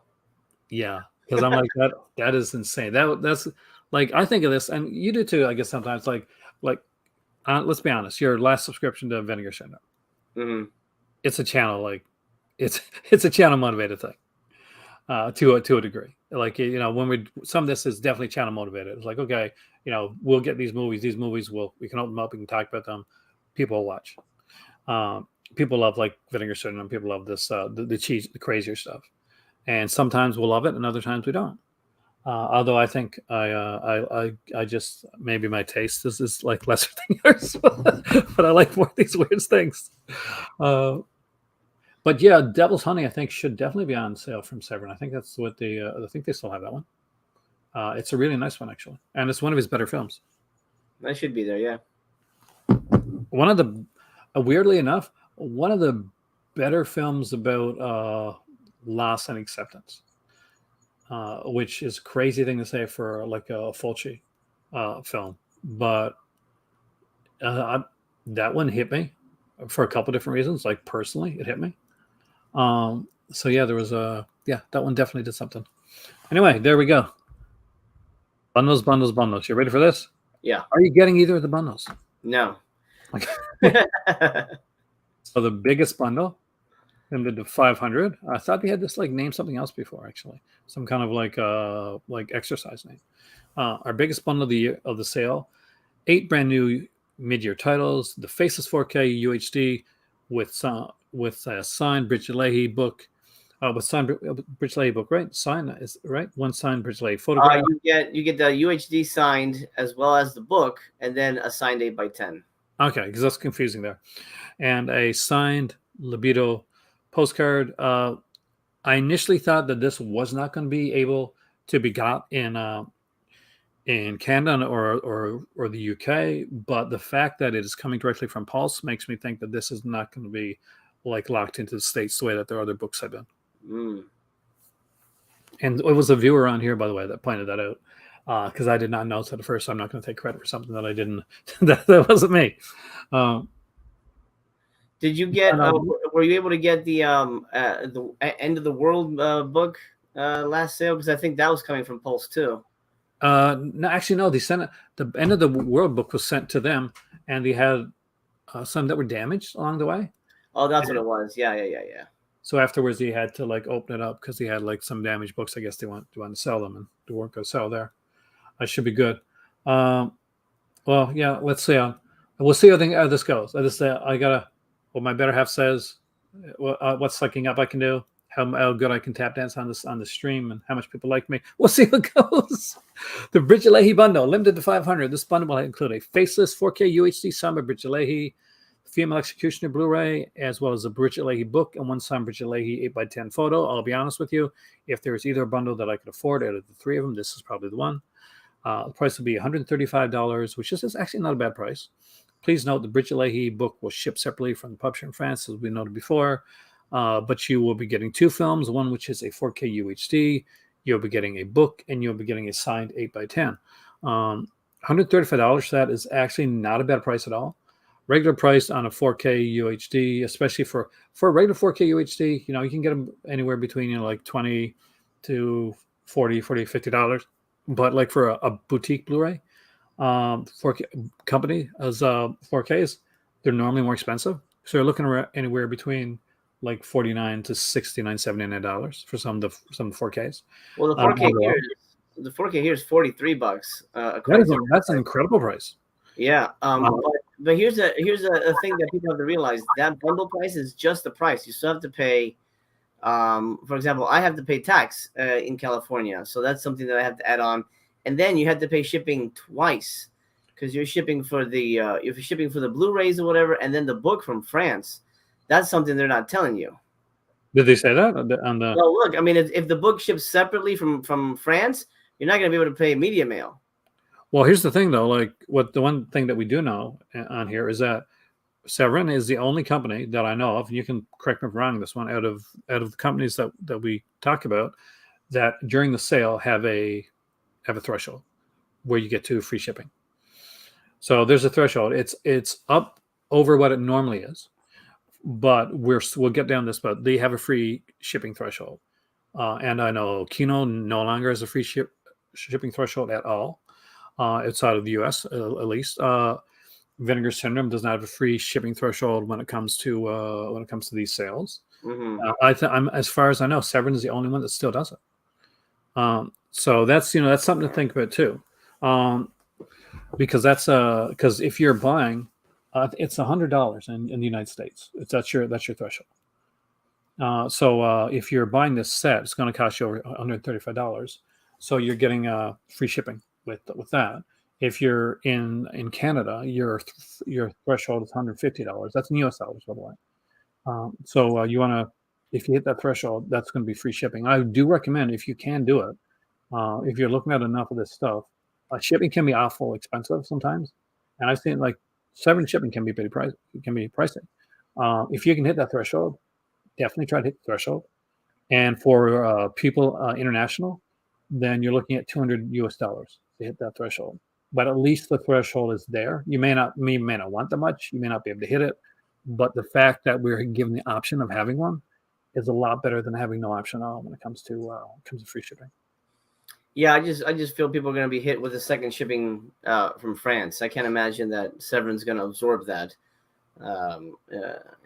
They're not gonna include that in the pricing. I have a feeling. I guess we'll see when the site opens up.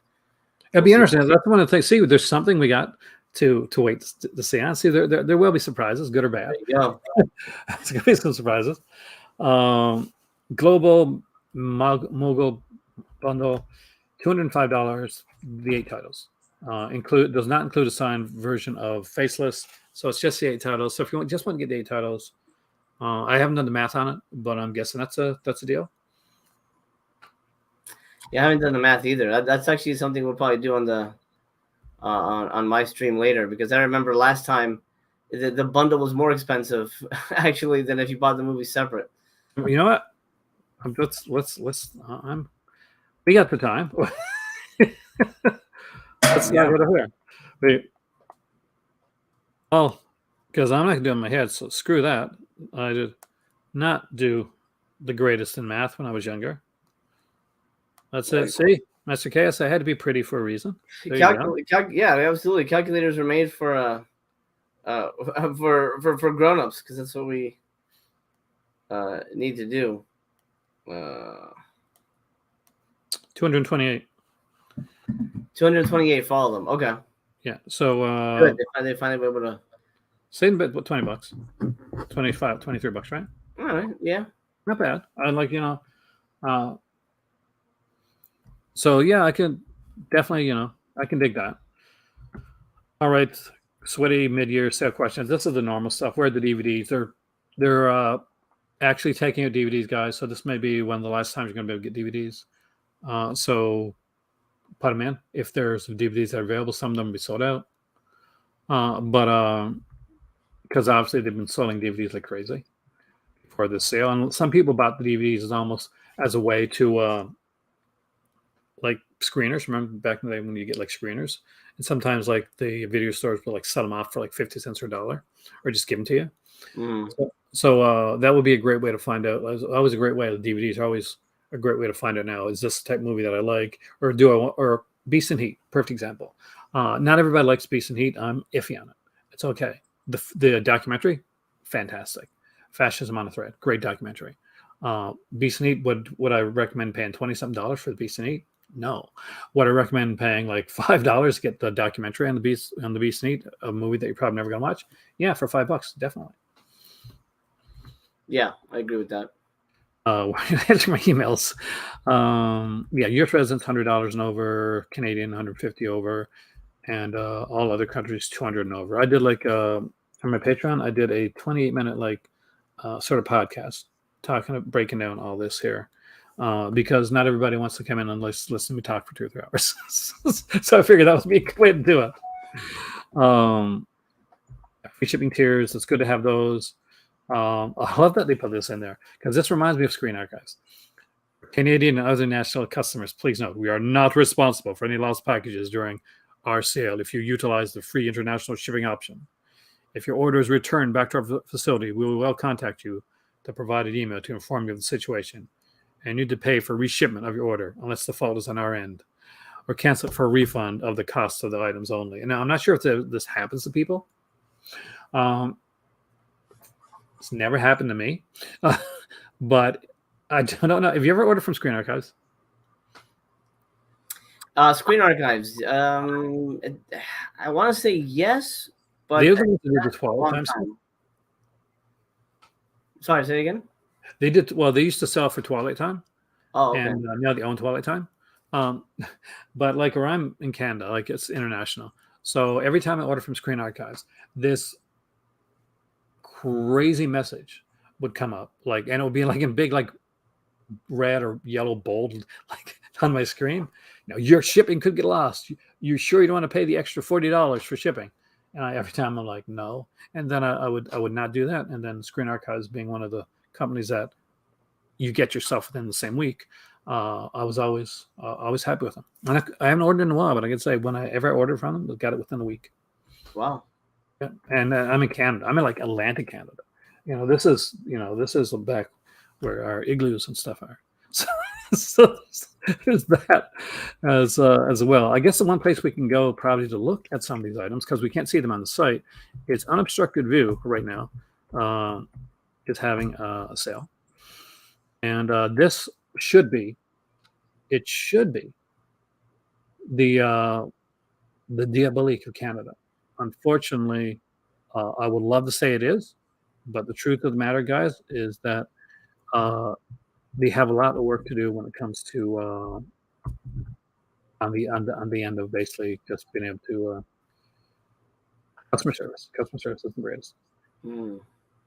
So there's the Dungeon of Andy Milligan. That's the one that you do recommend, right? Yeah. Sin for the Wharf, one for the whole family. Again, another classic film. Did you buy this, by the way? You ever buy this?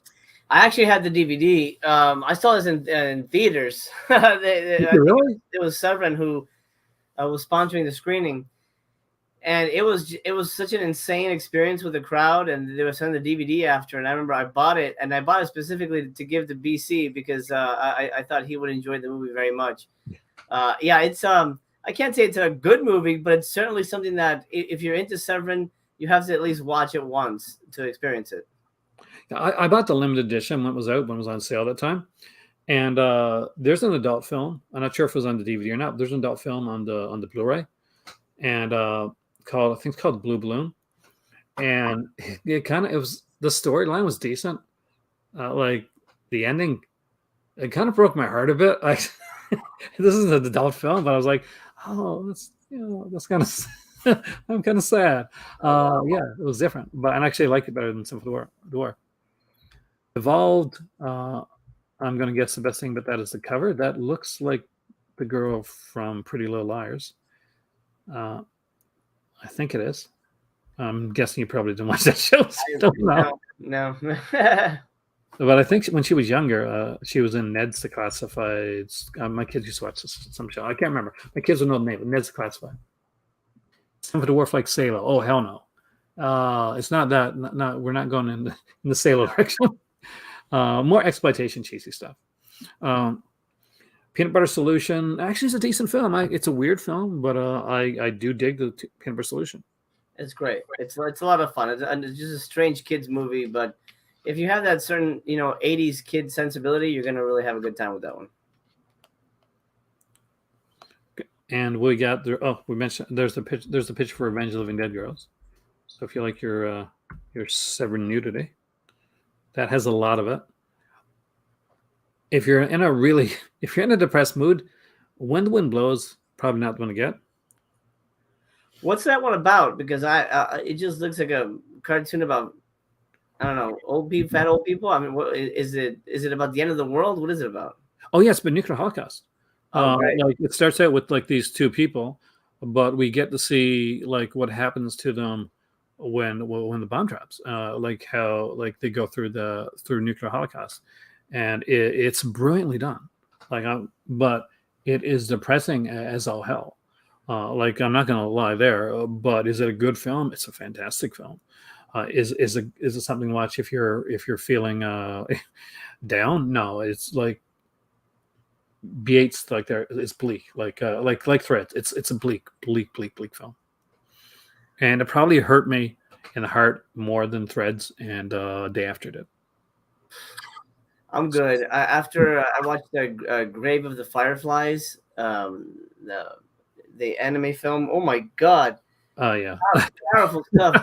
But Jesus Christ! you're not gonna like When the Wind Blows, then, man. You're definitely. Nah, I'm gonna stay away. The world's too sad. Kubrick likes this suppressing stuff. He likes the Bergman stuff and all this stuff. So he loved this, man. Tales of the Uncanny. If you don't own Tales of the Uncanny, this is actually really, really good. This was one that was shot, was meant to be a short thing. They ended up making it into a full feature. Mm-hmm. And it was done during the Everybody at Home days. That's great. It's a really good documentary. I do recommend that. And also to respond to a video man, yes, enjoy the crypt of the Euro Crypt of Christopher Lee. Go ahead and send it to me, and I'll sign it for you. I would love to sign it for you and send it back to you. Hey, best wishes. Enjoy everything in this box set. I'm kidding. Don't do that to yourself. Please don't buy that. You honestly will not like it. I think there's like one person who said they liked it. Was that I think that All That Is Man, if he's still here, I think he's the one who he messaged me on Twitter, and he's like, oh man, I just finished volume 2 and it's even worse. So and he liked part 1. So yeah, I like there's some of the cheesier stuff in volume 2 that I've seen that I actually kind of dug. I mean, like what's my Monks of Vampire was done back in around the time when Horror Dracula was done. So he was literally like in super he was in like Dracula mode at the time. But on Tales of the Uncanny, I recommend this. If they put in the limited edition, even better, because you get like 2 extra movies. And that's kind of cool, like anthologies.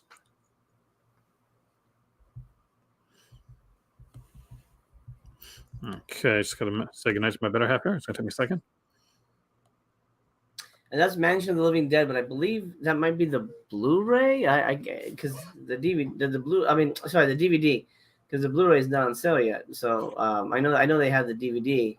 Yeah, this is just the DVD of it. Like this is the old one. It's Blu-ray. This will probably updated artwork. I definitely would love to pick up X and Kidnap Coed eventually. Do you have this one? I've seen X, but I don't recall. I don't recall it enough to say, oh yeah, it's worth a grab. I think $20 is kind of it's really cheap actually. Expensive for that price. I think it's going to be cheaper. Well, cheaper. Like no, these prices here. Like this is just. This is Canadian, right? Canadian prices. These Canadian prices. Gotcha. Yeah, so this is what's over your way? It's like 10 cents. No. $15, something like that. But no, it's like Symphony Wharf. That's the Symphony Wharf that I got. If you see that one, guys, like it won't cost probably more than $10, $10 to $12. That's the version to pick up. Because of the extra features are fantastic. They're freaking fantastic in that one. The Other World, I don't recommend. It's a terrible documentary. It's Richard Stanley, but it's that's a bit of there's Richard Stanley's a bit controversial now. I know there he was, at least anyway. But if there's any Richard Stanley documentary that to pick up, it's the one about the making of what's it called again? Yeah, on Duck Road. Yeah, Mm-hmm. Great. Santa Sangre, yes, 1,000,000%. 4K Ultra HD of this one, Blu-ray CD. If that's on sale, it's real. It'll be really worth it. I feel the same way about, and I don't have them yet, but the Alex de Iglesias films, Mm-hmm. Perdido Durango, and Day of the Beast. Day of the Beast is hilarious, by the way. Yeah. Those I definitely give a strong recommendation to, because I think those are actually, and I think you agree with me on this one, good films. Yeah. Now, Santa Sangre is at a it's Haruorski, so it's at that level. I'm not sure everybody is going to be, but like if you like this type of stuff, you're going to love it. It's not going to be something that you're going to like if it's something that you watch, you tend to love it. You don't tend to just like the film. And if you don't get on with that director, then I can't. Then nothing's going to. If Santa Sangre can't win you over with that director, that director's probably not for you. I now say this: I'm not a big fan of his movies, but Santa Sangre I think is his greatest movie because I think he's telling a pure story, and it's not full of the kind of I'm being reductive, but just for sake of argument, I feel he's putting a lot of artistic gibberish in his other movies. We're like, well, I don't know if you needed this, you needed that. I feel like that's kind of muddying the plot, or I don't know how that visualizes what you're trying to say here. Like I'm thinking about Holy Mountain, which I could not get through. But Santa Sangre is a fully realized film. You have a great plot, you have character development, you have all the crazy shit that happens in the movie. By the end, it is a beautiful amalgamation. It all comes together, and that's one of the most beautiful discoveries in cinema history. Where it kind of like any kind of movie. I mean, Sixth Sense, something like that. Where like everything comes together. You're like, oh wow, this was what the movie is about. Oh my god, how beautiful! It's such a moving movie, and it's so perfect that I don't think he's done anything as good. And I like El Topo, but I wouldn't rewatch it. I don't think it's a movie that I'd go out of my way to. Hey, you have to see this.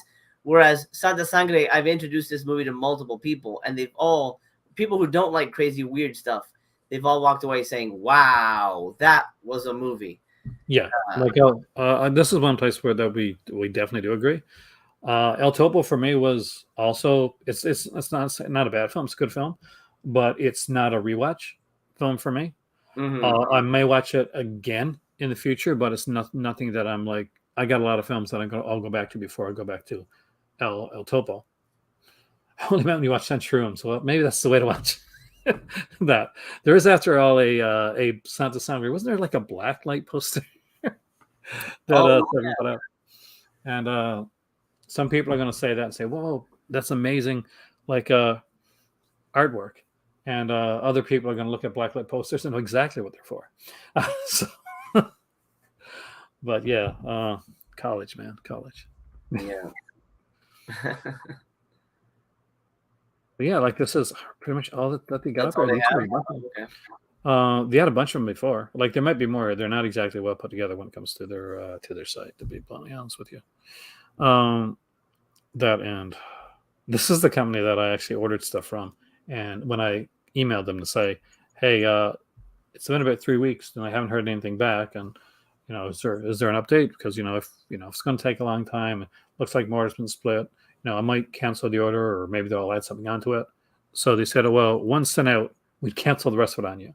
I'm like, "Wait, I didn't say to cancel the order. I just said wanted information." But now they did cancel on me. I was like, and that was the first and last time that I bought from the company. That's weird. So I keep asking my viewers, especially Warlock. He's closer to where they're at. I'll say, "Warlock, you've bought from him recently. What are they like?" And he says it hasn't gotten any better. So until I hear a viewer actually saying it's gotten better, then we get to that. Charge extra on top of shipping for box sets too. Yeah.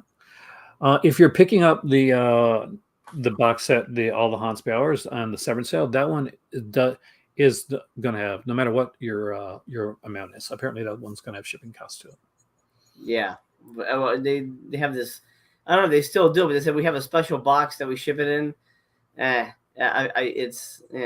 think that was just for the real kind of like special edition. So they had like a wooden box or something like that, or yeah, well, but it wasn't even wooden. It was a cardboard box that they stamped You know, the all the Hansby hours. Yeah, it was just a cardboard box. All they did was they put like they went to like a hobby shop and they got like some moss, like plastic moss, and they put like some moss in there with some stickers. That's all it was. So I don't know why they would be charging more now if they're not sending it with all this the little frilly stuff. It's weird. That's yeah, that's some Carney level stuff. Yeah. Some Carney level stuff. I don't know. I mean, like, I'm excited for the sale. There's stuff here that I definitely would like to get, but at this point in time, I'm going to do my tally and see what can I afford. let's see. This will be done for the night, and thank you to Logan and Armin. So apparently I've hit the $20 range. So we're getting up there. Oh, nice. If I get to like if I can get to the 100 or 100 something dollar range, then I will order something, and whatever order I will review on the channel. So whether it's like all the Hans Bauer's box set, I will put the work in, read the whole damn thing, or it turns out the Bridget Leahy thing, I'll read that as well, and I'll go in depth with it. So there you go, guys. If you want to see me go in depth, there you go. Very spaghetti in the chat said he got real hay, or she. I don't know. I didn't. Mine wasn't real. So I don't know. Maybe they ran out of real hay.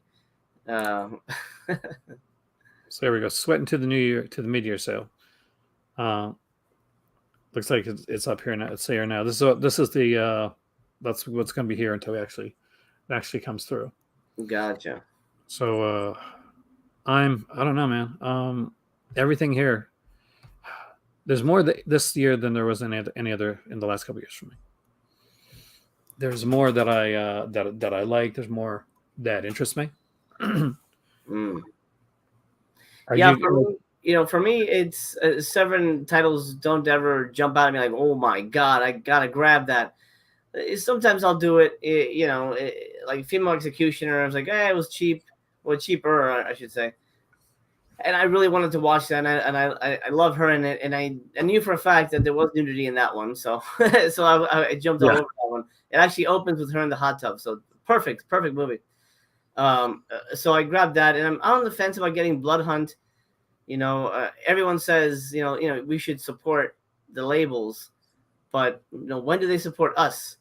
This stuff is expensive, Well, they're still around. That's the other side. When everything's going to streaming, they're still around. Yeah.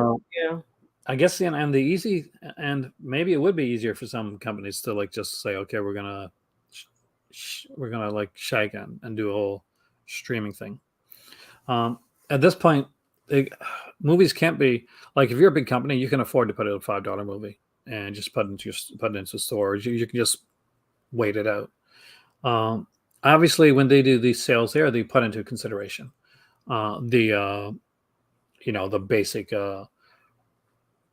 hopefully idea and the kind of pricing, and so that even on sale, they're making profit on these here titles, obviously, and that's why they put in other things. That's why we get bundles from Severin, and Severin's the best. Severin's the king of bundles when it comes to this type of stuff. There's no other company that does it the way that they do. Like, it'll be some crazy stuff. Sometimes it'll be for you. Sometimes it won't be. It can be anything from like from an actual book that he got Brad Carter, somebody actually write an actual frigging novel, or a sticker to put in your toilet that looks like a shark is in your washroom. But they're nothing if not inventive, and that is something that I really appreciate from what Severin does. They're insanely inventive with their stuff, and I think Vincent is getting there a bit, but it's more like it's pricier because it's like the books are even it's a bigger, like just as thick, the books that Severin put out are, but they're cheaper for some reason. I'm not quite sure why. Maybe it's just like the licensing deal or whatever, the way it's done. and then there's like and they're going for like I guess more of a slightly bit of a cinema, not a cinema snob, but somebody that really wants to get like the high price stuff. Like so, like do you want to buy a 35 millimeter trailer for like $95? Great to have if you can afford it and you got somewhere to do something to do with it and somewhere to play it. It's definitely fantastic. But for me, if I'm going to spend that type of money and I got that type of bones to spend, uh, that's a cash flag mask, man. I can get a cash flag mask for that. And come on, man, what would you rather have? A cash flag mask, which you could use in one of your future films, by the way, just putting that out there, or a trailer that you're probably going to watch like once. Neither. I'd save my money. I mean, if I had a gun to my head and I had to pick one, I'd pick the mask. But I would. What the hell would I do with it? I mean, I'm not gonna put it on and watch his movies. That's weird. I would suffocate. Those things aren't well ventilated. Okay, that would make for a great, not the suffocating part of it, but like putting on a mask and going to watch one of his movies. Is that not like? Are you not like formulating that as a YouTube video right now in your head? Because I am, and that is definitely like something that is that I would do. There you go. There's a page on view for you. There you go. Watching it with the cash flag mask. There you go. I'm hoping that eventually that they'll have it on its own eventually. Because it's weird, but I would buy that. I buy that shit, man. I got the Orphan Killer mask here from an Orphan Killer came out, and I bought that right from the director. That's before they mass produced them. So literally, he was making them by hand at that time. And did you ever see Orphan Killer? I'm not sure. It sounds vaguely familiar. Maybe I just know the name, but I'm not sure if I watched it or not. It was like the first slasher film that was pretty much promoted like primarily and thoroughly through Facebook. Okay. So we did all his promotion through there. Diane Foster was the actress that was in it, and I think it was Matt. I apologize, I don't remember the director's last name right now, but he directed it, and it was basically a great mask. The killer had a great mask. I wore it in this channel a few times, and a lot of nudity, tons of blood. Basically, a regional like slasher film type of thing. A bunch of like heavy metal from some bands around there, and it came with the heavy metal soundtrack, which that was fantastic as well. So it was one that stood out for me, and I remember when I went with my better half, we went to the convention, and they were there, and I bought the movie and the mask, and it was supposed to be like around $40 more, but because the girl there, the actress, actually knew that I spoke about the film on Facebook, I got a deal on it. And I got my picture taken with like the actor and the actress and all that right there. That was free. They just took the picture with me. And I will say right now, my God, when you see people on screen and then you see them in person, and there's times when they are so much better, like Nev Campbell, right? Like even better in person. Dan Foster, even better in person than she did at the screening of the film. So yeah, a little off topic, but. It's what's in the mask topic, so we're still on topic. Yeah. And plus, this is Severin night, and there's only so much we can say about Severin before we got to dive off into certain other topics. What do you have planned for your stream when the if the site crashes? I've got a couple of plan Bs, but. I mean, I'm just planning for the eventuality that that's what's going to happen. That it's even with everything ported over, there's just something. They have just bad luck, and the site's going to go down. I haven't. I mean, like I normally don't. Like when I'm doing like pre-tapes or I'm planning stuff, I plan like crazy. Like I'm maybe an over planner actually, because I'm doing a video that's still taking about like 5 days at this point, and I'm still not satisfied with it. So I keep like editing and redoing and like overdubbing things.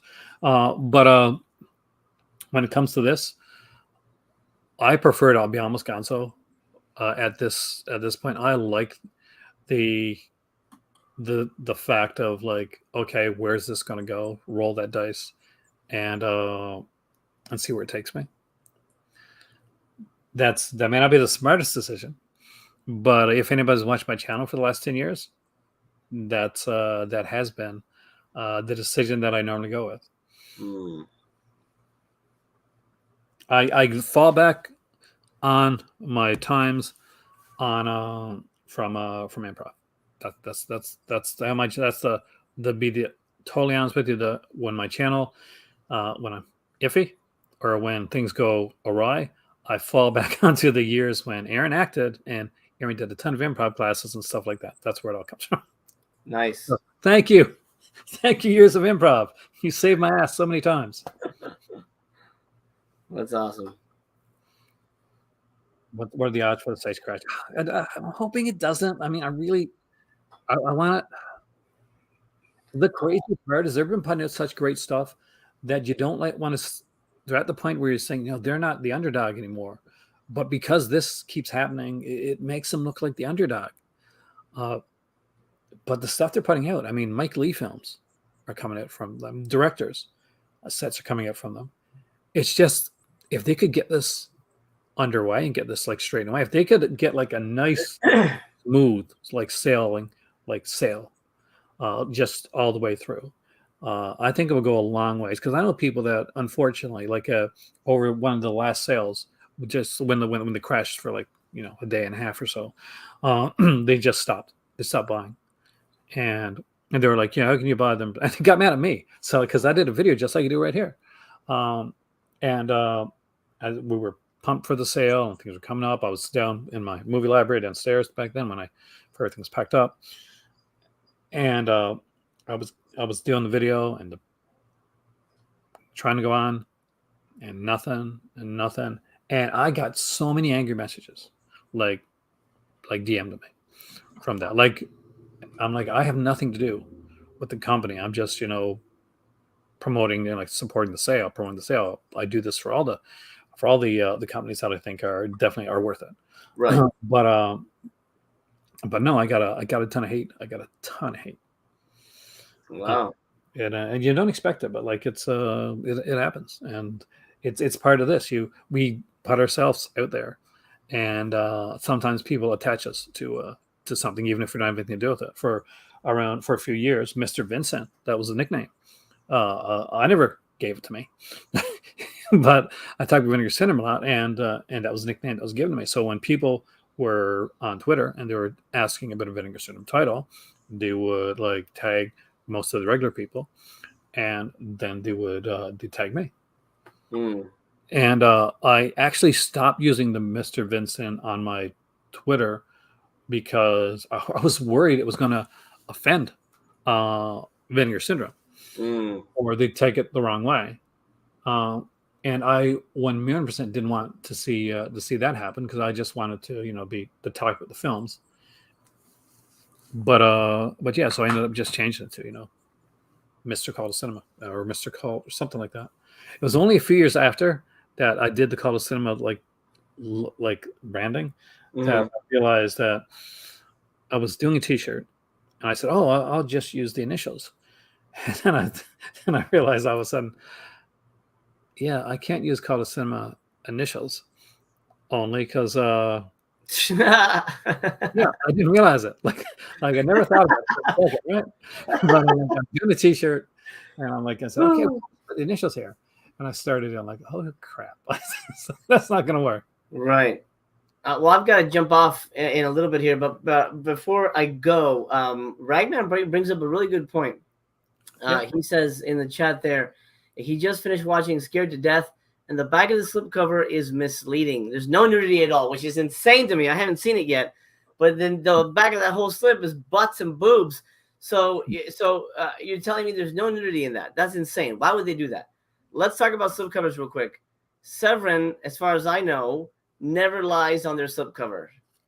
This is actually from the original poster. Yeah. And this actually happens in the movie.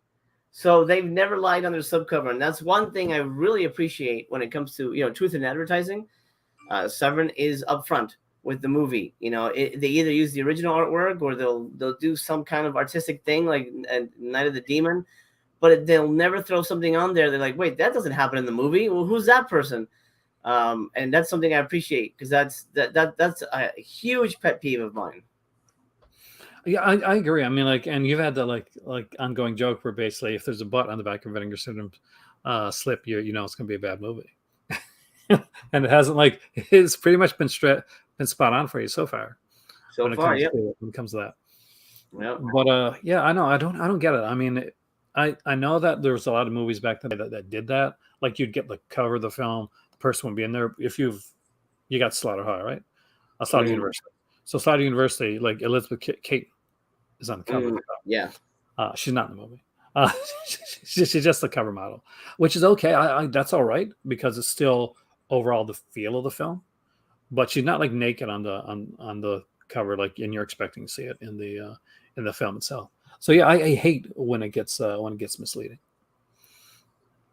Right. And, I mean, it doesn't get more misleading than putting Christopher Lee on a box set and him barely being in it. Had you really not seen those films before? I'd seen the only good one on there, Torture Chamber of Dr. Sadism. That was on their Hemisphere Horror box set, wasn't it? Like, yeah, it'd been released before. It's the only good one on there. But the other films, no. I mean, the German Sherlock Holmes movie where he's actually the lead in, it's not even his real voice. It's a guy. It's dubbed over in a German voice. So it's like I can't call that a true Christopher Lee performance, because it's some guy going, you know what I mean? Okay, that baffles me, because, like, for those that know Christopher Lee, he knows German among many other languages. Or maybe it's him speaking German, but it's not, but it didn't sound like him either. It might be, like, that's the thing, like, but it happens. Like, that's the crazy part, is like sometimes these actors and actresses know the language. Like, how many times, like, have like Italian actresses been dubbed over, like, even though they speak English. But it wouldn't surprise me at all if they did. I'd say if that happened, that's not a Severin thing. That's the company that put it out initially, type of thing. Oh yeah, no, I absolutely. But the fact that, I don't know, again, and obviously everybody has different tastes. But if I was running a company and I said, hey, we have the chance to put out this Christopher Lee movie, I'd be like, nah, let's not do that. That's not a good movie. I would not put it out. I mean, I would be very careful as to what I put out, because it would be a reputation. I wouldn't put out anything Jess Franco. I would put out the noirs though. I thought those were really good. See, I would definitely put out the Jess Franco stuff, but I would also do commentaries on them, and trust me, that would be worth it. I would do my own commentaries on those there. He hated it. He mentioned on the hours. Oh yes, right. I got the hood in the Baskerville. That's also Morocco right now, unfortunately. Yeah, like I wouldn't. Yeah, why would I put out a movie that even he was not a fan of? No one needs to see it. I'm curious. Do you like the TV series on the first box set? You know, that like anthology series. No, it was. I mean, he's in it for 30 seconds in the beginning and at the end, and then the stories weren't that interesting. I didn't watch every episode, but I watched like at least 10, and I didn't walk away with anything saying, "Oh my god, amazing!"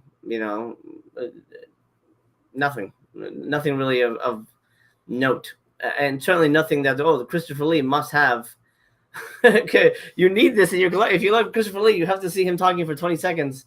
Ooh, this is a scary story. Hold on tight, and then it would be like the dullest story ever. Yeah, no. There you go. You're Peter Cushing next. At least as far as I know, he's actually in his movies. He's. I mean, Christopher Lee, I know he did like 10 movies a week, and so I know he churns them out. So that's part of the course. You're going to end up with movies where he's in it for a day, but still, not worth owning or spending money on restoring these things. When other movies have fallen by the wayside that are great. Again, it's all subjective, but it's at the end of the day, I think we should really consider what we're putting our money into as collectors, because we when you talk about curating, and I think curation is important. 1,000,000%. And you have to really really think what you're putting out is important and worth it. And I can't imagine, going to the box set that they thought, oh my God, the world needs to experience this. Just my feeling on it. But even in the podcast, you hear them talking. You're like, well, then there's this one. And I'm like, yeah, this is okay. They're not like, oh, this is absolutely a masterpiece. You must experience it. Well, give them the credit, I guess, for being honest in the podcast when it comes to that. I mean, like, I'm sure it's like somebody there that's actually kind of excited about it. Like, I understand your crypt to Christopher Lee. Let's be honest, it kind of does sell itself before you, like, if you like, it sold it to you, right? Like this was a birthday present for you. Yeah. So you think Christopher Lee, like Euro horror, those are two nice combinations, but and you don't normally see them together. So people are like, okay, Euro horror and Christopher Lee, how can I go wrong? Mm-hmm. And then you tell people how they go wrong. Exactly. But it's, I know, I mean, it blows my mind. I mean, but considering the stuff that's out there, though, like, they do have a good, like, range when it comes to these box sets, though. Like, I still, Ray Dennis Steckler, I still kind of want it, but I get what you mean. The only problem I got right now is they put out Andy Milligan, they put out Al Abson, and they put out Ray Dennis Steckler. I'm trying to think of lower that you can go when it comes to like, let's be serious. It's Ray Dennis Steckler, man. Like, as much as I like enjoy some of that stuff, I would never tell anybody go and buy a Ray Dennis Steckler movie. It's quality. Right. It's not. None of them are. Like, not a single movie in that set. His most famous ones, like, the incredibly strange creatures who stop living gimmicks of zombies. Great title, yes. Fantastic title. Great movie.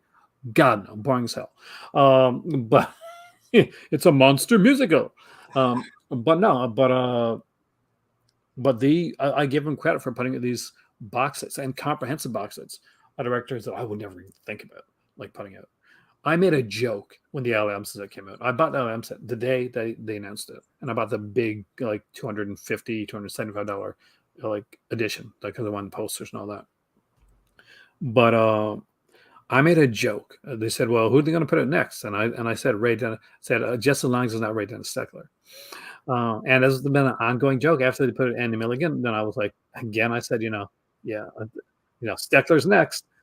But that was a joke. It was not meant to be something that I wanted to will to this earth. But now my better half looked at the set and she said, "Oh, there's a couple of movies here that are so bad that would be fun to watch. Maybe we should get it." And you wanted the mask too. $268, something like that. Like, no way in hell. I'm like, as much as I want that mask, there's no way in hell I'm paying, like, would have been over $300, like, Canadian for that set. Like, I would buy the set on its own. If the mask was ever, like, super cheap for the real portion of it, and I do collect masks, I would have that. A friend of mine in St. John's actually gave me a because he had a replica mask done of remember Texas Chainsaw Massacre, the remake one, right? When he cuts off the boyfriend's face and he wears it in the kind of weird scene. I got that. I got a mask of that. Oh, nice. Oh my God, he's right. This is totally gonna happen. Oh man, eye creatures. Yeah, absolutely. Honestly, that's as bad as that is. It's probably better than the Ray Dennis Steckler set's going to be when it comes to the films. Oh no! To be honest, the more I think about the Steckler set, the less I want it. Honestly, I don't want to talk you out of it. You want, man, you got to review these, don't you? Do I think the All Haunts Be Ours set will sell out this time at $110? You don't think so? Well, it might sell out of stock, but it won't sell out, like, out of print. But potentially it could sell out for this sale, and they do that sometimes. Well, they'll only say we're only going to sell 500, and then we'll say sold out, and then they'll bring it back for the next sale. Hey, we found some more. They've done that in the past. Yeah. So if you don't get it now, unless you hear it from on Twitter or you're watching our streams and we hear that, oh, this is it, they're not making anymore, then you'll have a chance to get it down the line. Yeah, like, guys, don't worry. Like, you may not get it for the same price. That's the only thing I'll say is, like, 110 is it's a really good price for this. This was a much pricier box set. You might get it cheaper, honestly, because it's not 50% off yet. So Well, how much was that when it first came out? because it was I want to say I only paid like 120, 130 honestly for it. I don't remember right now. Really? But and now it's selling for 170. I don't think I paid 170 for it. That seems like a lot.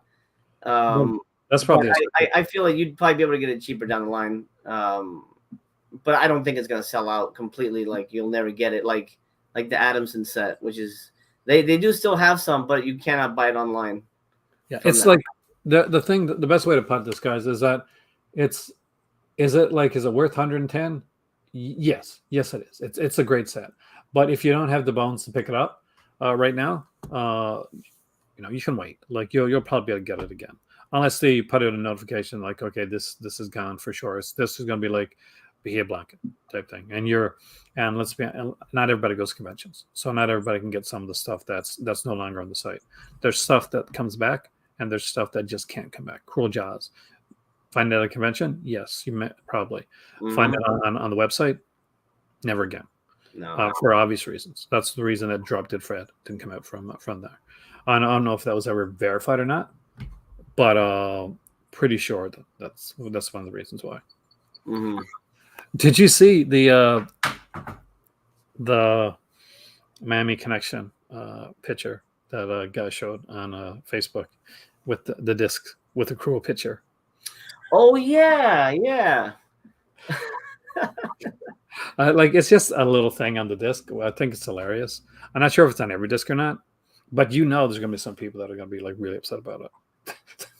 Yeah, man. The prices they paid.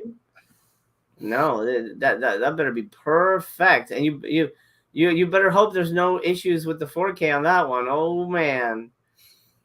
Yeah. I just want. Did you get Thriller? You didn't get Thriller, did you? And that's not your type.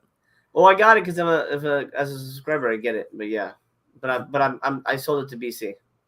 Oh, okay, yeah. So that's gonna be one that I got. Dustin here from the channel sent like for my birthday. He ordered me Thriller. He ordered me a Miami Connection, and he ordered me Cloak and Dagger, which was incredible. Nice. Like that was way beyond generous. And I'm so excited to get those come. Like those are like two of those three I can watch with him. Obviously, Thriller's not going to be one I'm going to watch with her. And to be bluntly honest, I gotta use the word a lot. I gotta find another word for that. So that's not something I would want to watch with her anyway. I wouldn't want her to feel uncomfortable. And that's like I got the house versions of the house at the edge of the park, and last house on the left. Never in a million years would I think, okay, yeah, I'm going to put that on with my better half. Just out of respect, really.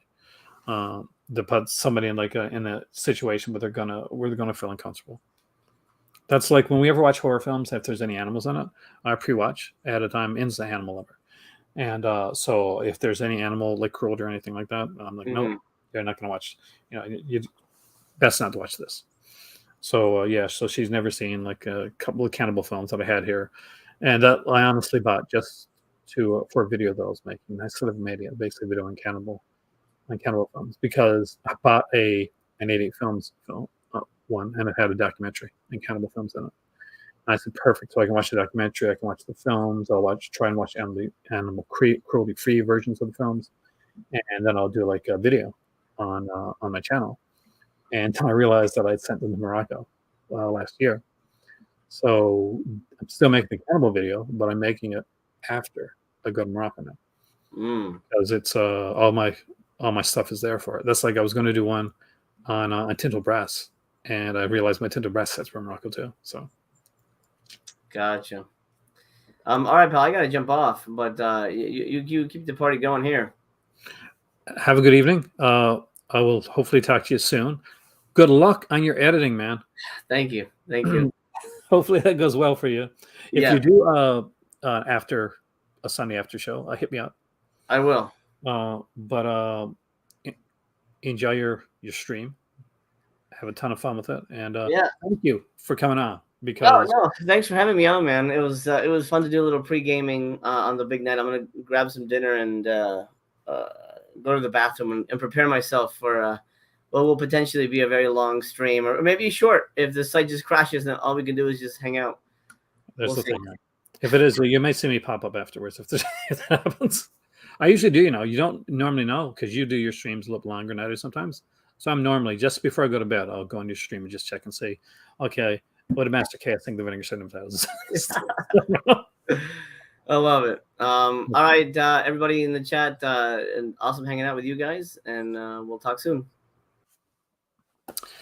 So there you go, guys. See, I always promise you there's going to be surprises when it comes to these big sale things.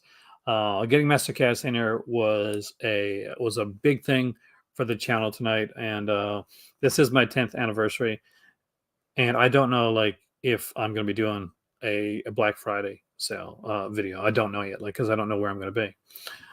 But the thing is that MasterCast is such a stand-up guy that every time when I did even though he's doing his own videos and has got a ton of stuff that he's doing aside from that, when I said okay, well, there's going to be I'm going to be doing a video, he said, you may not be doing this next year. This is your 10th year. I want to make sure that I'm here for it.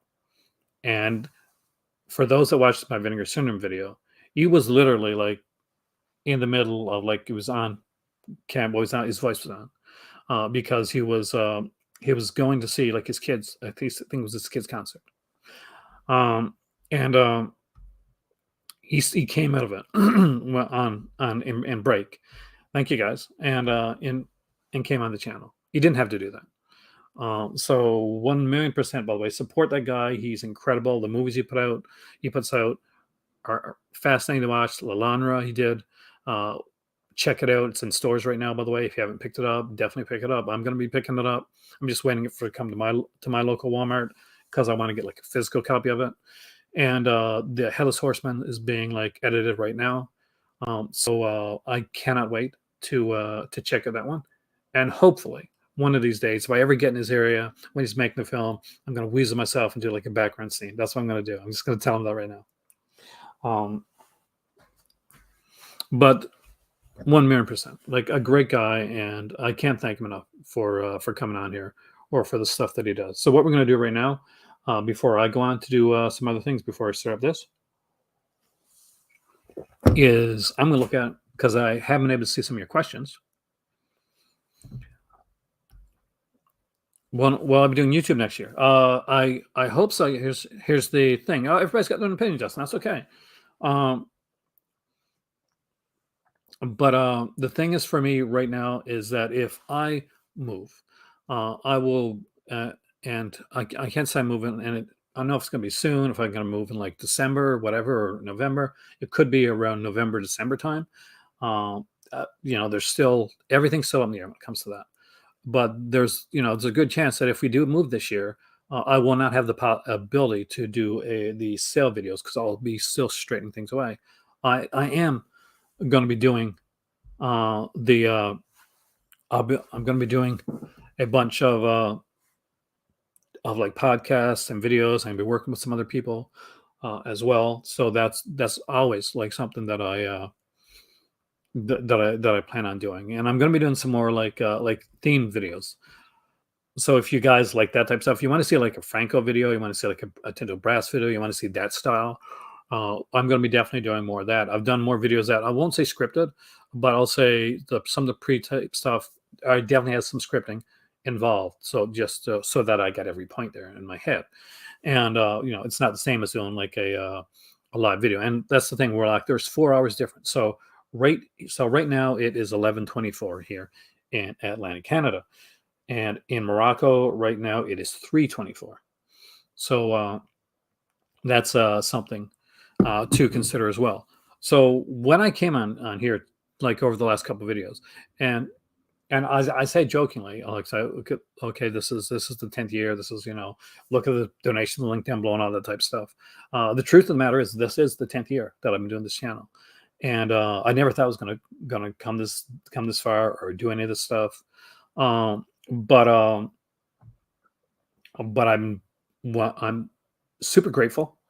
The people that have supported the channel, and by support that I don't just mean like a Patreon or anything like that. I mean people just come in and you watch, or you say hi, or you hit the thumbs up button. That's so important. It means a lot to anybody that's on here, and I can honestly say for me, that it's extremely important. This year has been really stressful because the weight of knowing that it's been 10 years has has hit me. So I've been trying my best, and I hope it's been coming across, to do callbacks and to make my videos hopefully a bit more special with what I'm doing. And HB Chronicles, my kids, yeah. I love the HB Chronicles. Those are some of my favorites, Warlock.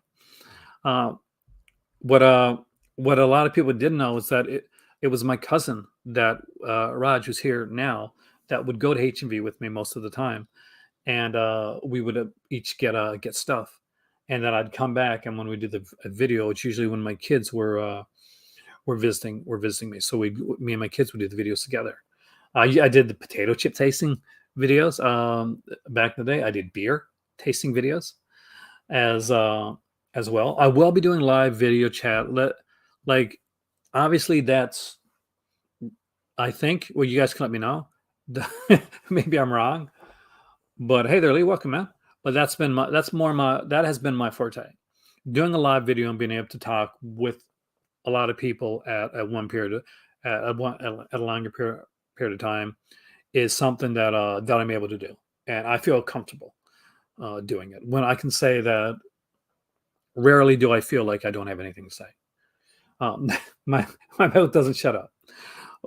But I really appreciate, like, you guys. Like, I learn stuff from you guys on a daily basis, and extremely grateful for everything you guys have. Like the love that you're showing to the channel, because there's a lot of channels out there, and every day it seems like there's another one that goes in a similar vein. And I'm friends with most of those channels, actually. But then I want to, I just, there are my last words. There, getting all like soft and mushy right there. So what do you think, guys? Do you think this is going to be? Is this going to be the sale? Is this the Severin sale for you guys?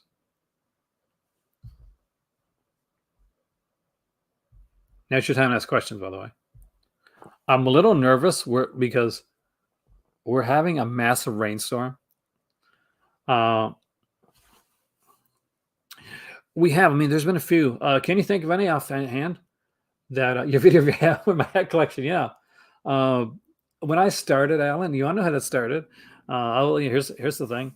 I don't have a lot of hair on my head, and I thought initially, and I'm not like I'm not gonna lie. I was gonna act at one point, so you're never gonna hear me say that I'm like a super modest guy, like when it comes to that type of stuff. But I was self-conscious back then, so I said, well, maybe wear different hats and that type of thing, because I saw a lot of YouTube channels would wear, like, if the guy had like thinning hair, something would wear different hats, and I noticed that, and I started to do that. Never does. No, it's how can you tell with this afro of hair?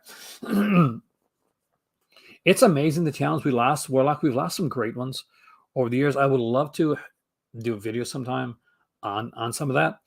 I wish you were kidding, man, but it's true.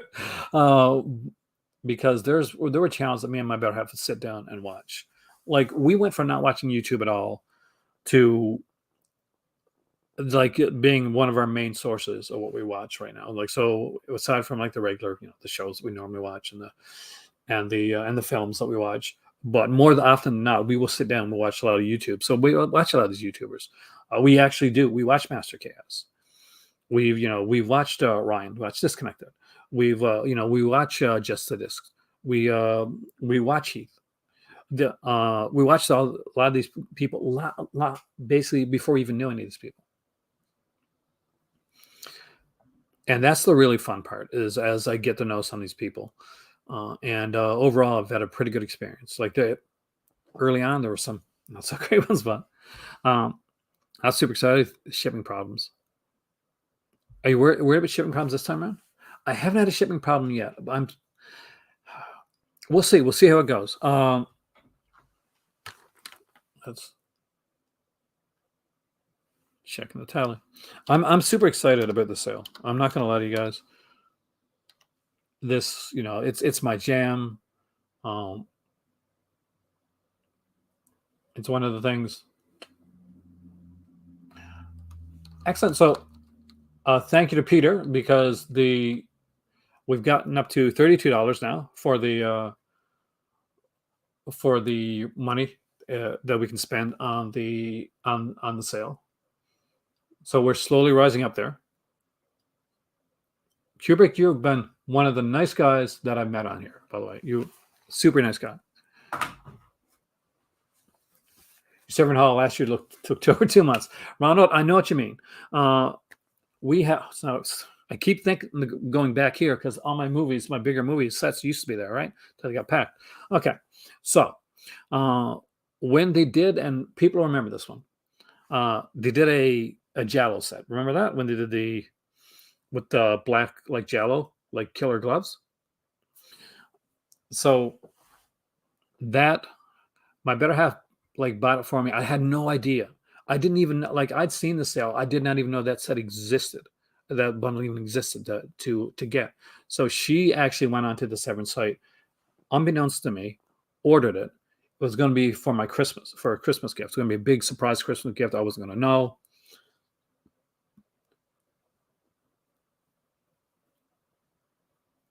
Word. There hasn't been for me, but like Rock said, he's had a few. He's had a couple. I will say this right now. Back when I used to work with, when I had stuff come from Umbrella, Umbrella's changed some things now. I no longer get like titles from Umbrella, just so you guys know. I'm always honest with you guys. Then every time I got hit with customs on from Australia. So I'm not quite sure what it is like Severin wise, but I know like with when we get like my review packages from Umbrella back when I worked for them, and well, not really work for them, but I reviewed their stuff. Then I would get hit pretty hard too with the shipping costs. I remember once I had to just wait a couple days. How do you find Unobstructed View, Dusty? Because I know like we haven't heard a lot of great things about them so far.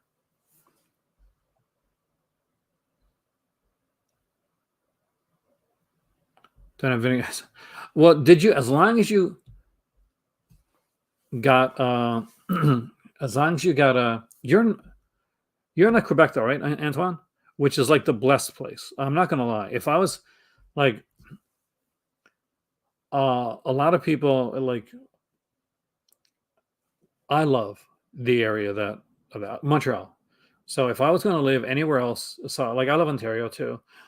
So if I was going to live anywhere else though besides from Ontario here in Canada, if I was going to like move and go somewhere else in Canada, I would live in at the plateau. So Montreal, and I'm sure you're aware of the area. So in the plateau area, that is gorgeous, and I would love to live in that area. My sister-in-law used to live in the plateau area, and we used to go there and visit her during the Montreal Comic-Con conventions, and utterly adored it. Someone's caught undervaluing packages. Damn you, customs! I get damn customs too much. I have a friend that works for customs. But I bet you that's what's happened with a few of them, actually. But that's the thing. They try to undervalue, because a lot of people do that, right? They try to undervalue because you want to see. I love Montreal and the smoked meat place, Schwartz's. Guys, if you ever go to Montreal, go to Schwartz's. If you like, I don't like meat that much. Not a big meat eater, but if you like any of that stuff, Schwartz's has this Montreal smoked meat sandwich, and that's what it makes. Montreal smoked meat sandwich, and you get a big like dill pickle on the side. Oh, it's so good. Yeah, like it'll be interesting to see. Like I know some people, like subscribers, got their stuff. People that pre-ordered early may have gotten some notifications. My gift is part of the pre-order stuff, so eventually it'll get here. But it usually comes. Me, I used to get mine like last. Like if anybody remembers my channel, I would buy like a ton of stuff from Bettinger Center, and I would get it last. I did one unboxing where the box was like this big.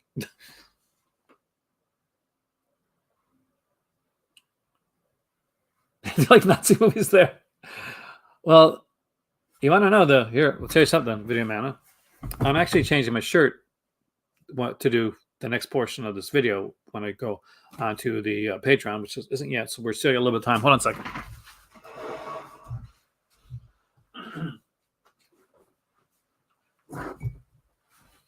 So this T-shirt right here is the shirt that I'll be wearing during the Patreon stream, so the Crimson Cult stream. So I'm pimping out your movie, man.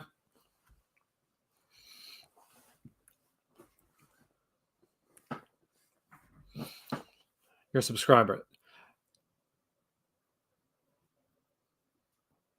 Are there any titles that are supposed to sell out for good to sell? Unless it's DVD, Zach, I don't really think so. They haven't mentioned anything that's gonna sell out specifically for the sale.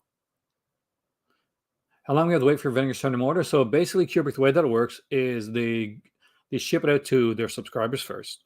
After the subscribers, then it ships out for people that pre-ordered. And after the pre-orders, then it ships out for regular. It doesn't normally take too long, but it can based on I'm doing the sale on the Patreon, so that's why I'm keeping a note on my donation level. I've never done this before, just to see like where it goes and what I can actually buy. So we'll see. So it'll be interesting. That's one of the interesting things about this here, and we'll see like how's the site going to go. Is this going to be smooth? What are we gonna do with? Well, I'm excited. I'm excited about the sale. There's a lot of really good stuff. It is a sexy shirt. But yeah, so I'll be doing the sale on my Crimson Cult one. Working on that. Actually, that's the shirt, Warlock, that I said I was going to use the initials. And it was going to be like a 10th, kind of a 10C, for the initials. Then I realized, yeah, that ain't gonna fly. Yeah, because I remember Eddie year for last when I was in Ontario. I went to Bay Street Video. Trust me, they'll still know me from there. How old are my kids now? My youngest daughter, she is going 22 on her birthday, and that is on the coming up actually just a few days away. Thank you, Rick. And my oldest is 27, and she works at a bank.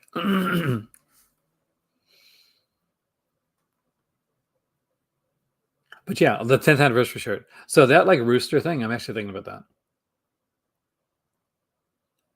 See, if I ever go to Ontario, that's it. I'm going to Bay Street Video. I'm going to ask them. I said I want to be on that podcast.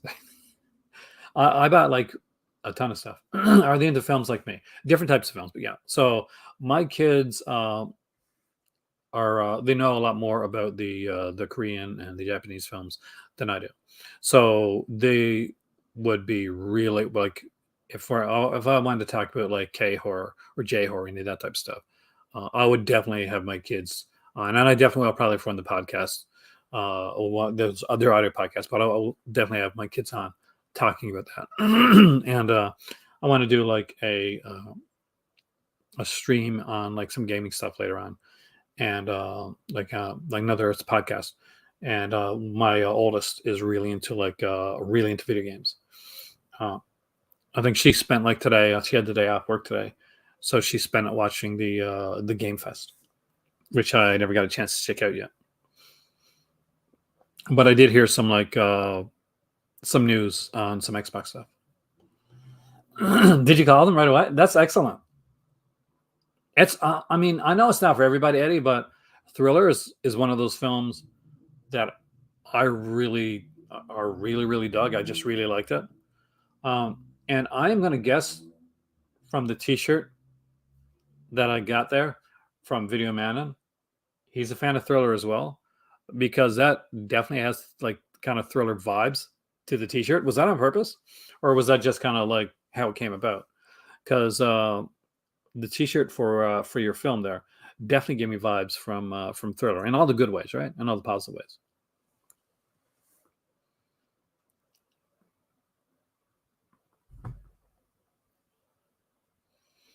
Actually, I have a VHS for one of Video Manon's films downstairs because he sent me some films. But the other film, and I'll be honest with you right now, is in Morocco. That's the reason I haven't done the review, because it went over with the stuff by accident. So I'm waiting till I get over there because I want to be able to review them together. But if you got thriller, they might have some of the other ones too. Bay Street Video, if you're in Ontario ever, I'm going to recommend them because they are such nice people to talk to. It's so easygoing. Hey, Bien, welcome. That's okay. You missed out on Master Chaos. He was here for the first almost 2.5 hours of this video. I'm heading into the Crimson Cult in about half an hour. I'll probably get like another tea before I go straight in, and I'm changing my shirt. So there's the thing. Man Connection, Cloak and Dagger. Cloak and Dagger is such a fun film. I'm hoping I love it as much as I did when I was a kid, because I like Cloak and Dagger was my jam, man, when I was a kid, and it's one that I've kept in my childhood for like a while. So I'll be going back to this for like the first time in a long time. It's been out on other formats, but I personally haven't watched it since VHS. Now my cousin picked up like a DVD copy of it, like a Walmart with like 10 other movies or something like that. But I haven't seen it since I was a kid, and I'm actually kind of stoked about it. There's a ton of stuff that I'm excited about for this sale right here. Right now, the donation is at the $30 mark. If I can reach up to the amount that I need, I'll buy something super cool and I'll review it on the channel. It holds up nice. Your wife loves it. That's awesome. Isn't it cool, Warlock, when you get like, I don't know what your spouse is like, but there's certain movies like we can watch together and we both love, and there's other ones where like she's like, okay, I'm going to go to bed now. You can watch the movie. So I think that's more the norm. When you hear people say, well, we watch everything together, like relationships usually start that way, but they don't usually continue to go that way. It's like, oh, we're watching every film together. It's more like, yeah, you're more interested in that than me. You go ahead and watch that one. That's what, when you've been like together for a while, that's usually the way it goes, guys. Just so you know. So if you're dating somebody right now and you're watching movies together and all the time stuff, eventually, I watch everything with my better half. Initially, we watch some movies that wouldn't dare show right now. But yeah, there you go. Because after a while, you get a bit more honest. That's what it is. But no, she is amazing. She is coming back, inshallah, there on Sunday. Blood in Blood gets released on Blu-ray soon.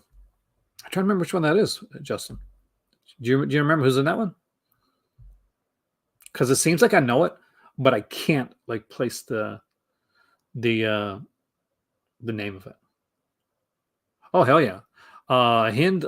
She's a big fan of Dune, the original like Dune film with David Lynch. She's a big fan of like.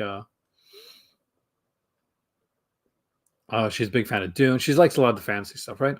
So a lot of anything that's like the action-y films. She'll watch action films like Wild Geese and just the Dirty Dozen, films like that. She likes that type of stuff.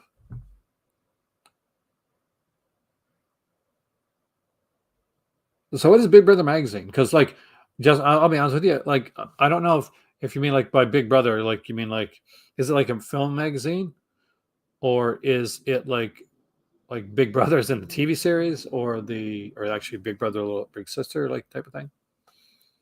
It's okay. It would be really boring, Kubrick, if everybody liked the same stuff.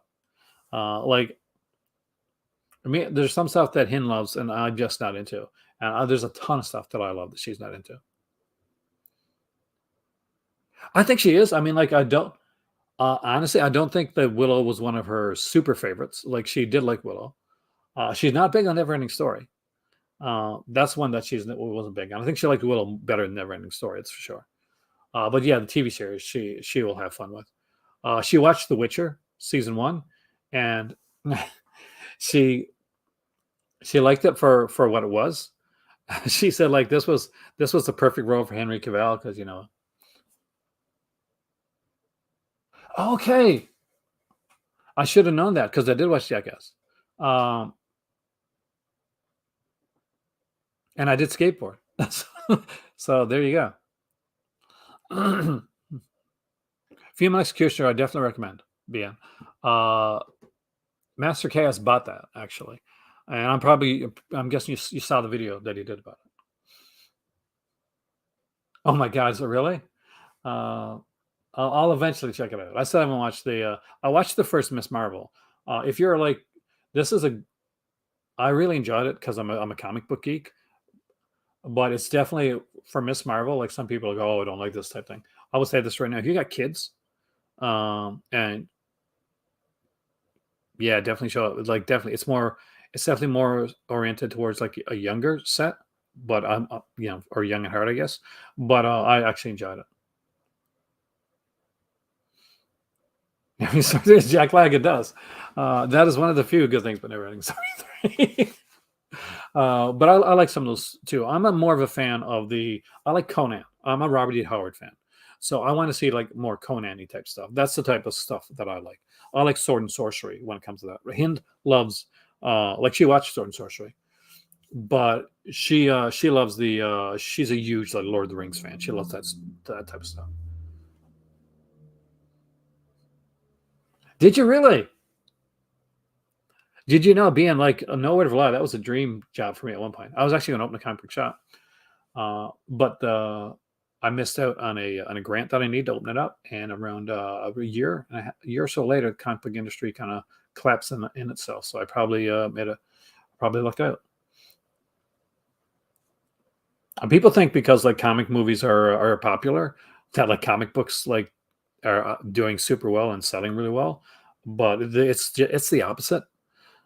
It's a time where they're not doing well. It's the if comic books right now on the regular like the floppy comics don't really sell that great.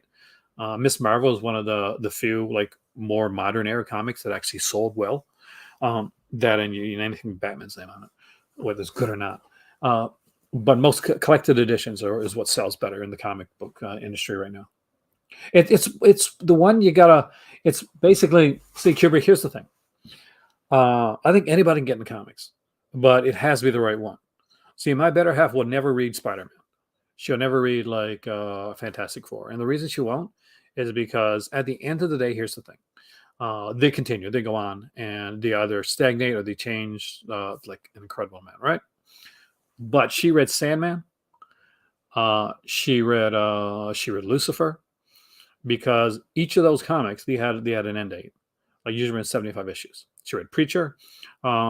Anything that she knew was going to be a complete story, and once it was done, it was done. And she's a huge New Gaiman fan too. Samuel's Merlin. I did. I got that here somewhere. I don't have the second one, though, I don't think. I almost bought the shop that he worked at, but the owner, your boss, didn't want what I was offering. And the guy who just screwed him in the end. That happens, man. Like you could have somebody that knew the stuff. You're away from the internet soon for a month. Are you going filming again? You got into EC. A lot of horror comics. A lot of us got into like horror films. Got into EC comics back in the day. I love EC comics. And Center Arcadia.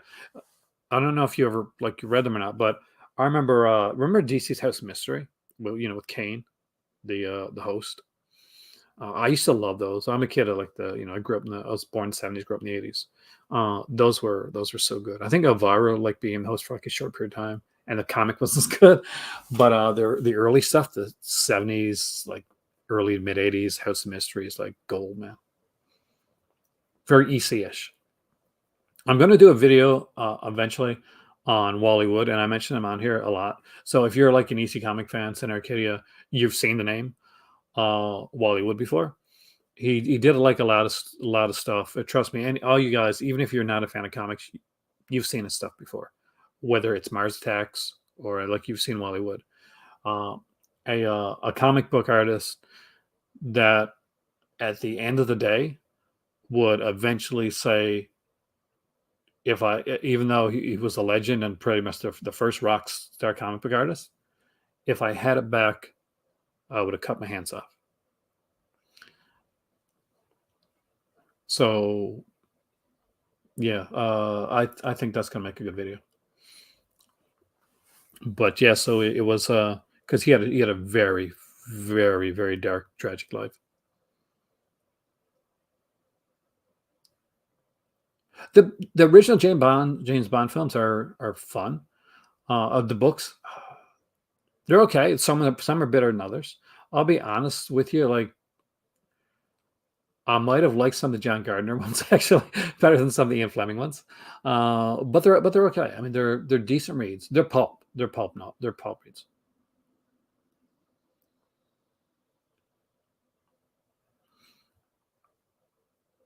As you guys know, like when it comes to this, I can talk comics, movies, TV shows, games, pretty much all of it. Did anybody see my my Xbox stream that I did with my cousin?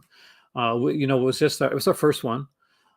We tried to, you know, do the best we could. We ended up staying up till over after 5 o'clock in the morning, and we played Sniper Elite 5, actually, the newest Sniper Elite game. I would definitely be streaming Starfield when it comes out, so expect that.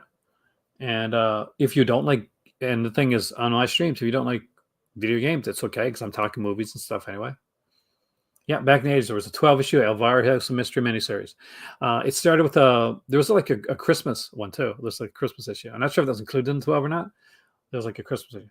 I consider Hardy Boys Junior Jello. Actually, oh my God, I never actually thought of that before. If they die, maybe. I mean, if not the Hardy Boys, but I mean, like, if characters die. And I remember when Hardy Boys actually started going into soft cover, and they had these here. They had the soft cover, and I think that one of the first ones was a werewolf one, like werewolf moon, the werewolf shadow, something like that, something about a werewolf. And I remember picking it up. But Scholastics was my jam. But yeah, I love that. Yeah, I guess in a way, Junior Jello, as long as somebody gets killed, they'll sit with me. Christopher's part as well. What Marvel cartoons where the Hulk killed one? None of them. I don't know if you're thinking about like the Marvel Zombies. Not some people when they talk about the Hulk, like there's something called World War Hulk. So basically, what happened in the comic, and I think in the cartoon too. I don't have the cartoon. Is that the Illuminati decided that the Hulk was dangerous for Earth. So they put him in a rocket ship and they blasted him out into space, much like Mystery Science Theater, right? Except didn't have to watch cheesy movies. So he lands on a planet, and it's a barbarian type planet where he fits in totally. And he marries, and he has a kid, and he becomes this like gladiator Hulk. Unfortunately, something happens with the planet. His wife gets killed, and he ends up having to go back to his home, to Earth. And he is pissed.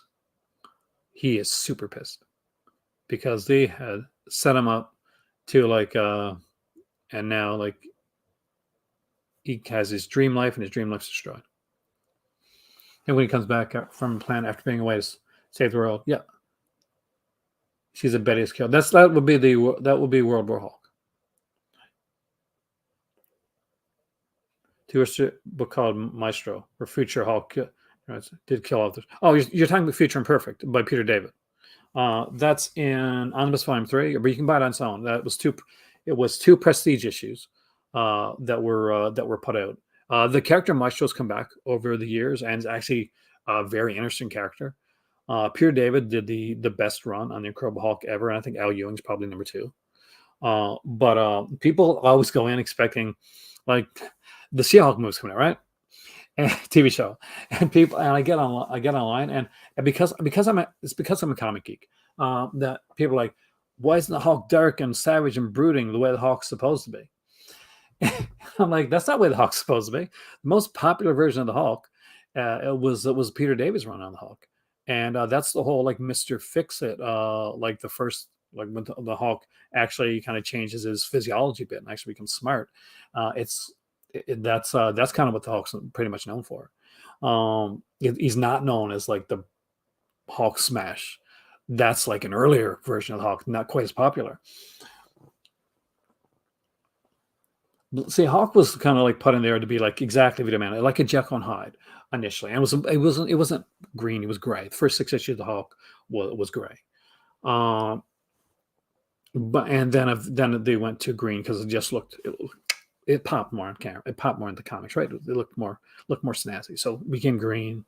But yeah, it wouldn't be until like when Peter David took over that like it really became super popular.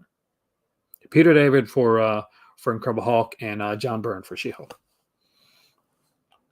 Dale Keown did amazing work with Peter David. Uh, their stuff is really good. The Dale Keown worked on it. Like first was Todd McFarlane that started. He did a lot of this. You got a lot of the Grey Hulk. That was really, really cool stuff. And you got Dale Keown come on. I don't know who's it that took over after Dale Keown. Trying to remember right now. Like I literally got the book right over there. But I need to get volumes 1 and 4.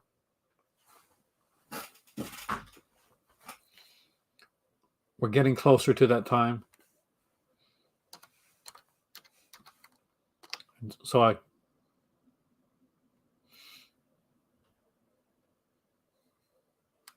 we're at the $32 range for the donation. So we're not quite up to box level yet. We'll see if we get there. He's a Toronto guy. Did you really meet him? See, you get to go to the conventions. If I ever come to Ontario, the area that you're in, man, we're going to have a coffee or a drink at least. Or if I'm lucky at the time, hopefully I'll see you at a convention.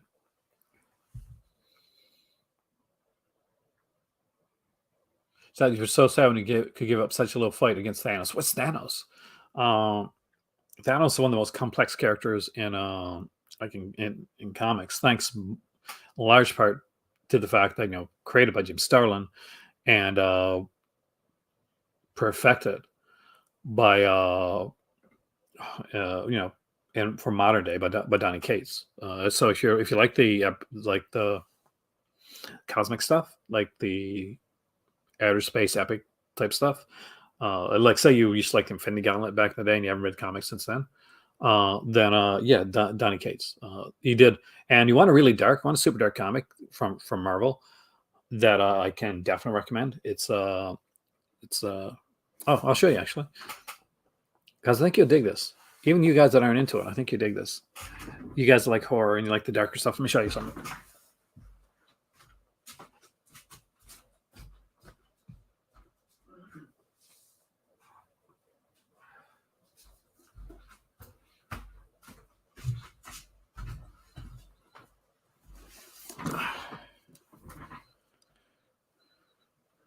This is killer.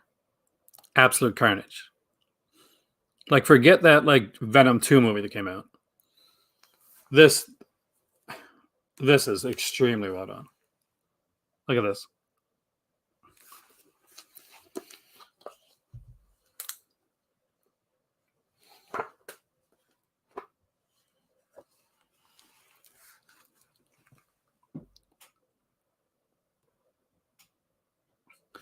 And issues of this are out in it pure horror.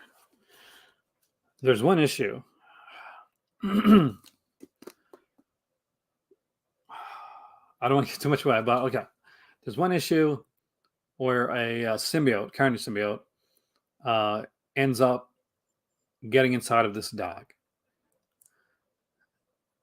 And the dog ends up with this kid and his brother.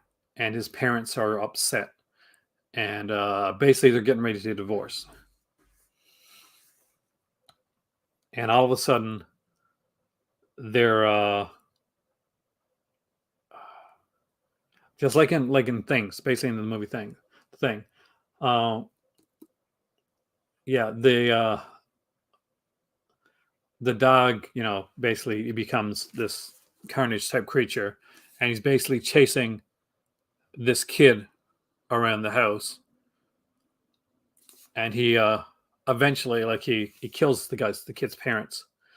And there's a sequence in the storyline where the kid's the only person sitting at the table that's actually legitimately alive, and his brother and his parents are standing around the are sitting around the table, but they're basically just a meat puppet. They're empty husks uh, for the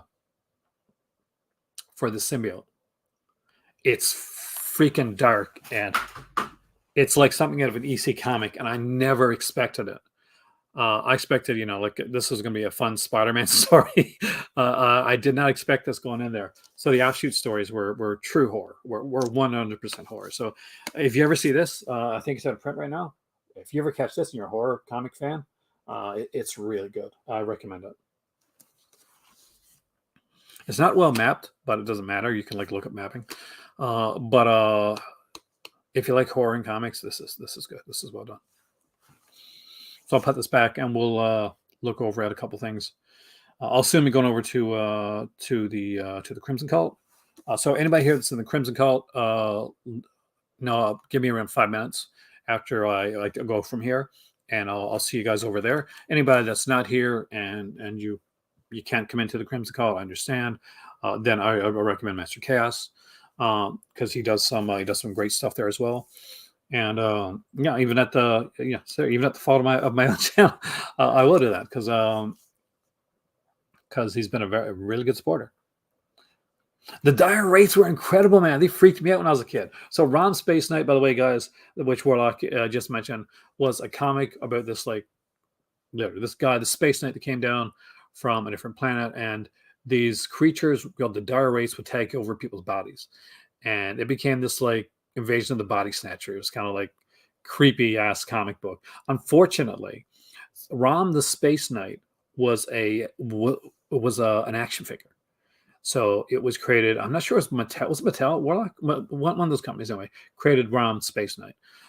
And because of that, because it was an action figure and it was being done by them to promote, in promotion of an action figure, and this comic was way better than it had any right to be for a comic book based on an action figure.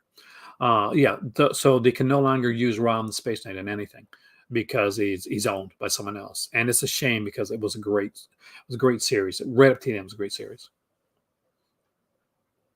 Sin City, Frank Miller stuff, Walking Dead, good stuff. Robert Kirkman, great stuff there. You like horror video, man? I'm recommending it.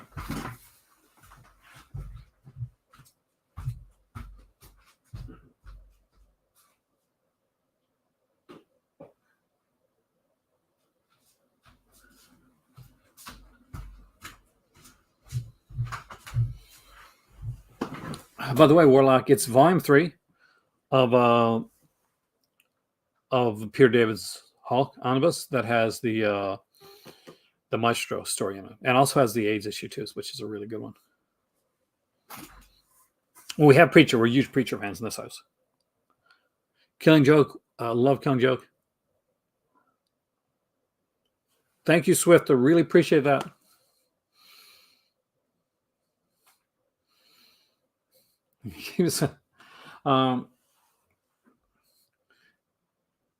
Did you watch Did you like the Daredevil video? I'll be honest, that it was the 3-take video to get that one right and to get the some stuff put in there.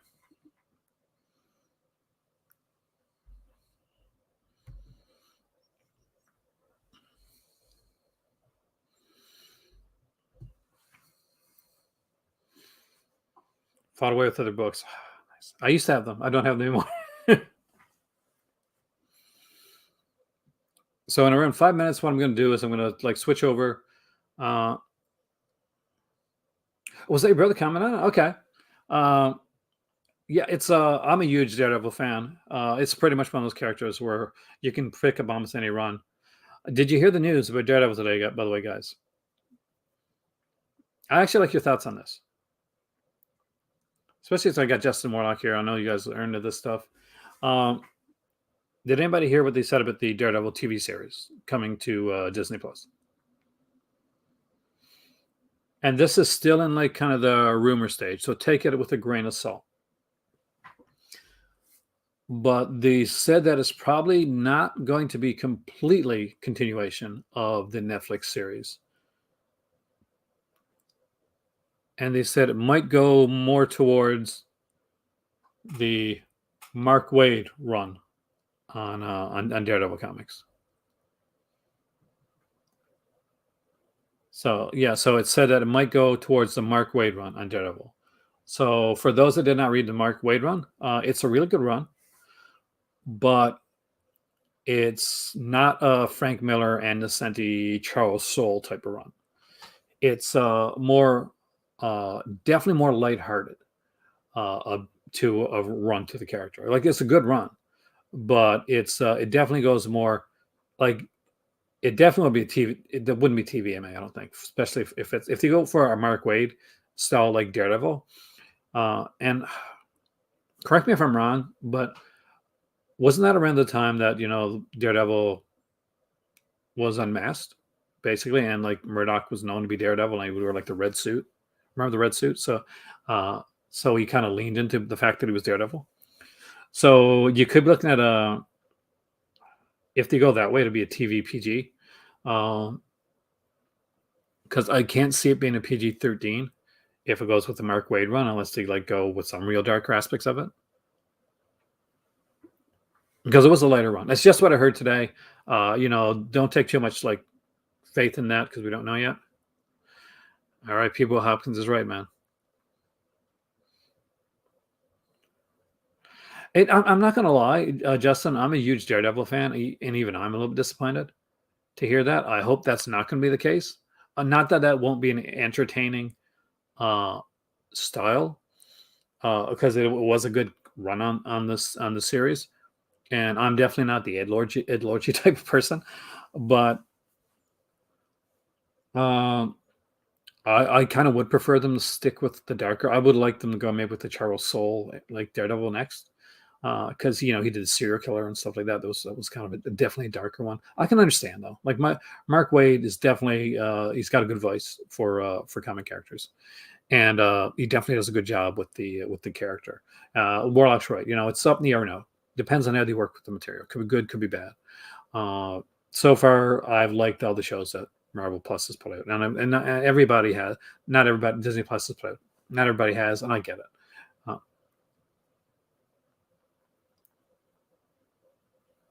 Yeah, like Frank's. I love Frank Miller's run. I'm gonna be honest with you, just it's not my favorite run. It's up there. Like there's some great issues there. There's my favorite like issue like Frank Miller's run on Daredevil, is the issue with Bullseye. So anywho, Bullseye is in a coma, and it starts off with Daredevil. Trigger alert for some people here. I'll come in with a gun, and although you've probably read Sin City and stuff like that, Frank Miller was very anti-gun at the time when he wrote this, and basically he would come in, he would put a bullet in the gun, and he would just like roll it, Russian roulette, basically was what it is, or about 2 bullets in, and so the storyline went that a kid kind of idolized Daredevil a bit, and his father turned out to be a criminal, and the kid saw the father having this kind of like Daredevil having this argument with his dad, and then bad stuff happened. They ended up taking something to school, and bad stuff happened, and it ended with like It was a dark issue. So if you ever get a chance to check it out. But it's not something for everybody. Did I watch? Am I going to watch Jurassic World Domination? Eventually, I'm not like I'm not. When my better half wants to watch it, basically, I'm not like huge. I'm not like sold on the Jurassic World thing. It's okay. It's fun. I mean, like it's all right if I'm at like at a drive-in or something like that. Definitely. But I don't think I'd go to the theater to watch it. And it's red on red suit. Yeah. Okay. I want to be sure. That is a fun. Like it's a fun time. And Senti, like I think her run's underrated. And why is it underrated? Because she came right after Frank Miller, which was like this classic run on Daredevil. Her run was really, I thought was really well done, better than DK Chester's for sure. Anyway, I hopefully did not bore you guys with comic talk. I do love the medium, so I do try to sneak it in every once in a while. With that being said, I want to thank you for joining me here for these 3-hour show, pre-show. If you are on my Crimson Cult, it's the links are usually down below. It's my Patreon channel, and I'll be changing my shirt to something not so YouTube friendly. Daredevil Trial in the Crab Hawk, Rex Smith actually, Alan, with Joseph Mascola. What's to come? There was a pilot episode shot for that. We'll be doing it over there. We'll be continuing it over there. Warlock, I will talk to you later, man. You have a great evening. All you guys have fantastic film. If you guys are Crimson Cult members, I will see you in a couple of minutes. I'm just going to go grab some tea, and we'll go over. And I'm excited. I'm super excited to talk to you guys more and to go into the dive into this deep and see what happens. And who knows? We'll keep checking the donation board and see what comes up. If you donate with the link down below, it goes immediate.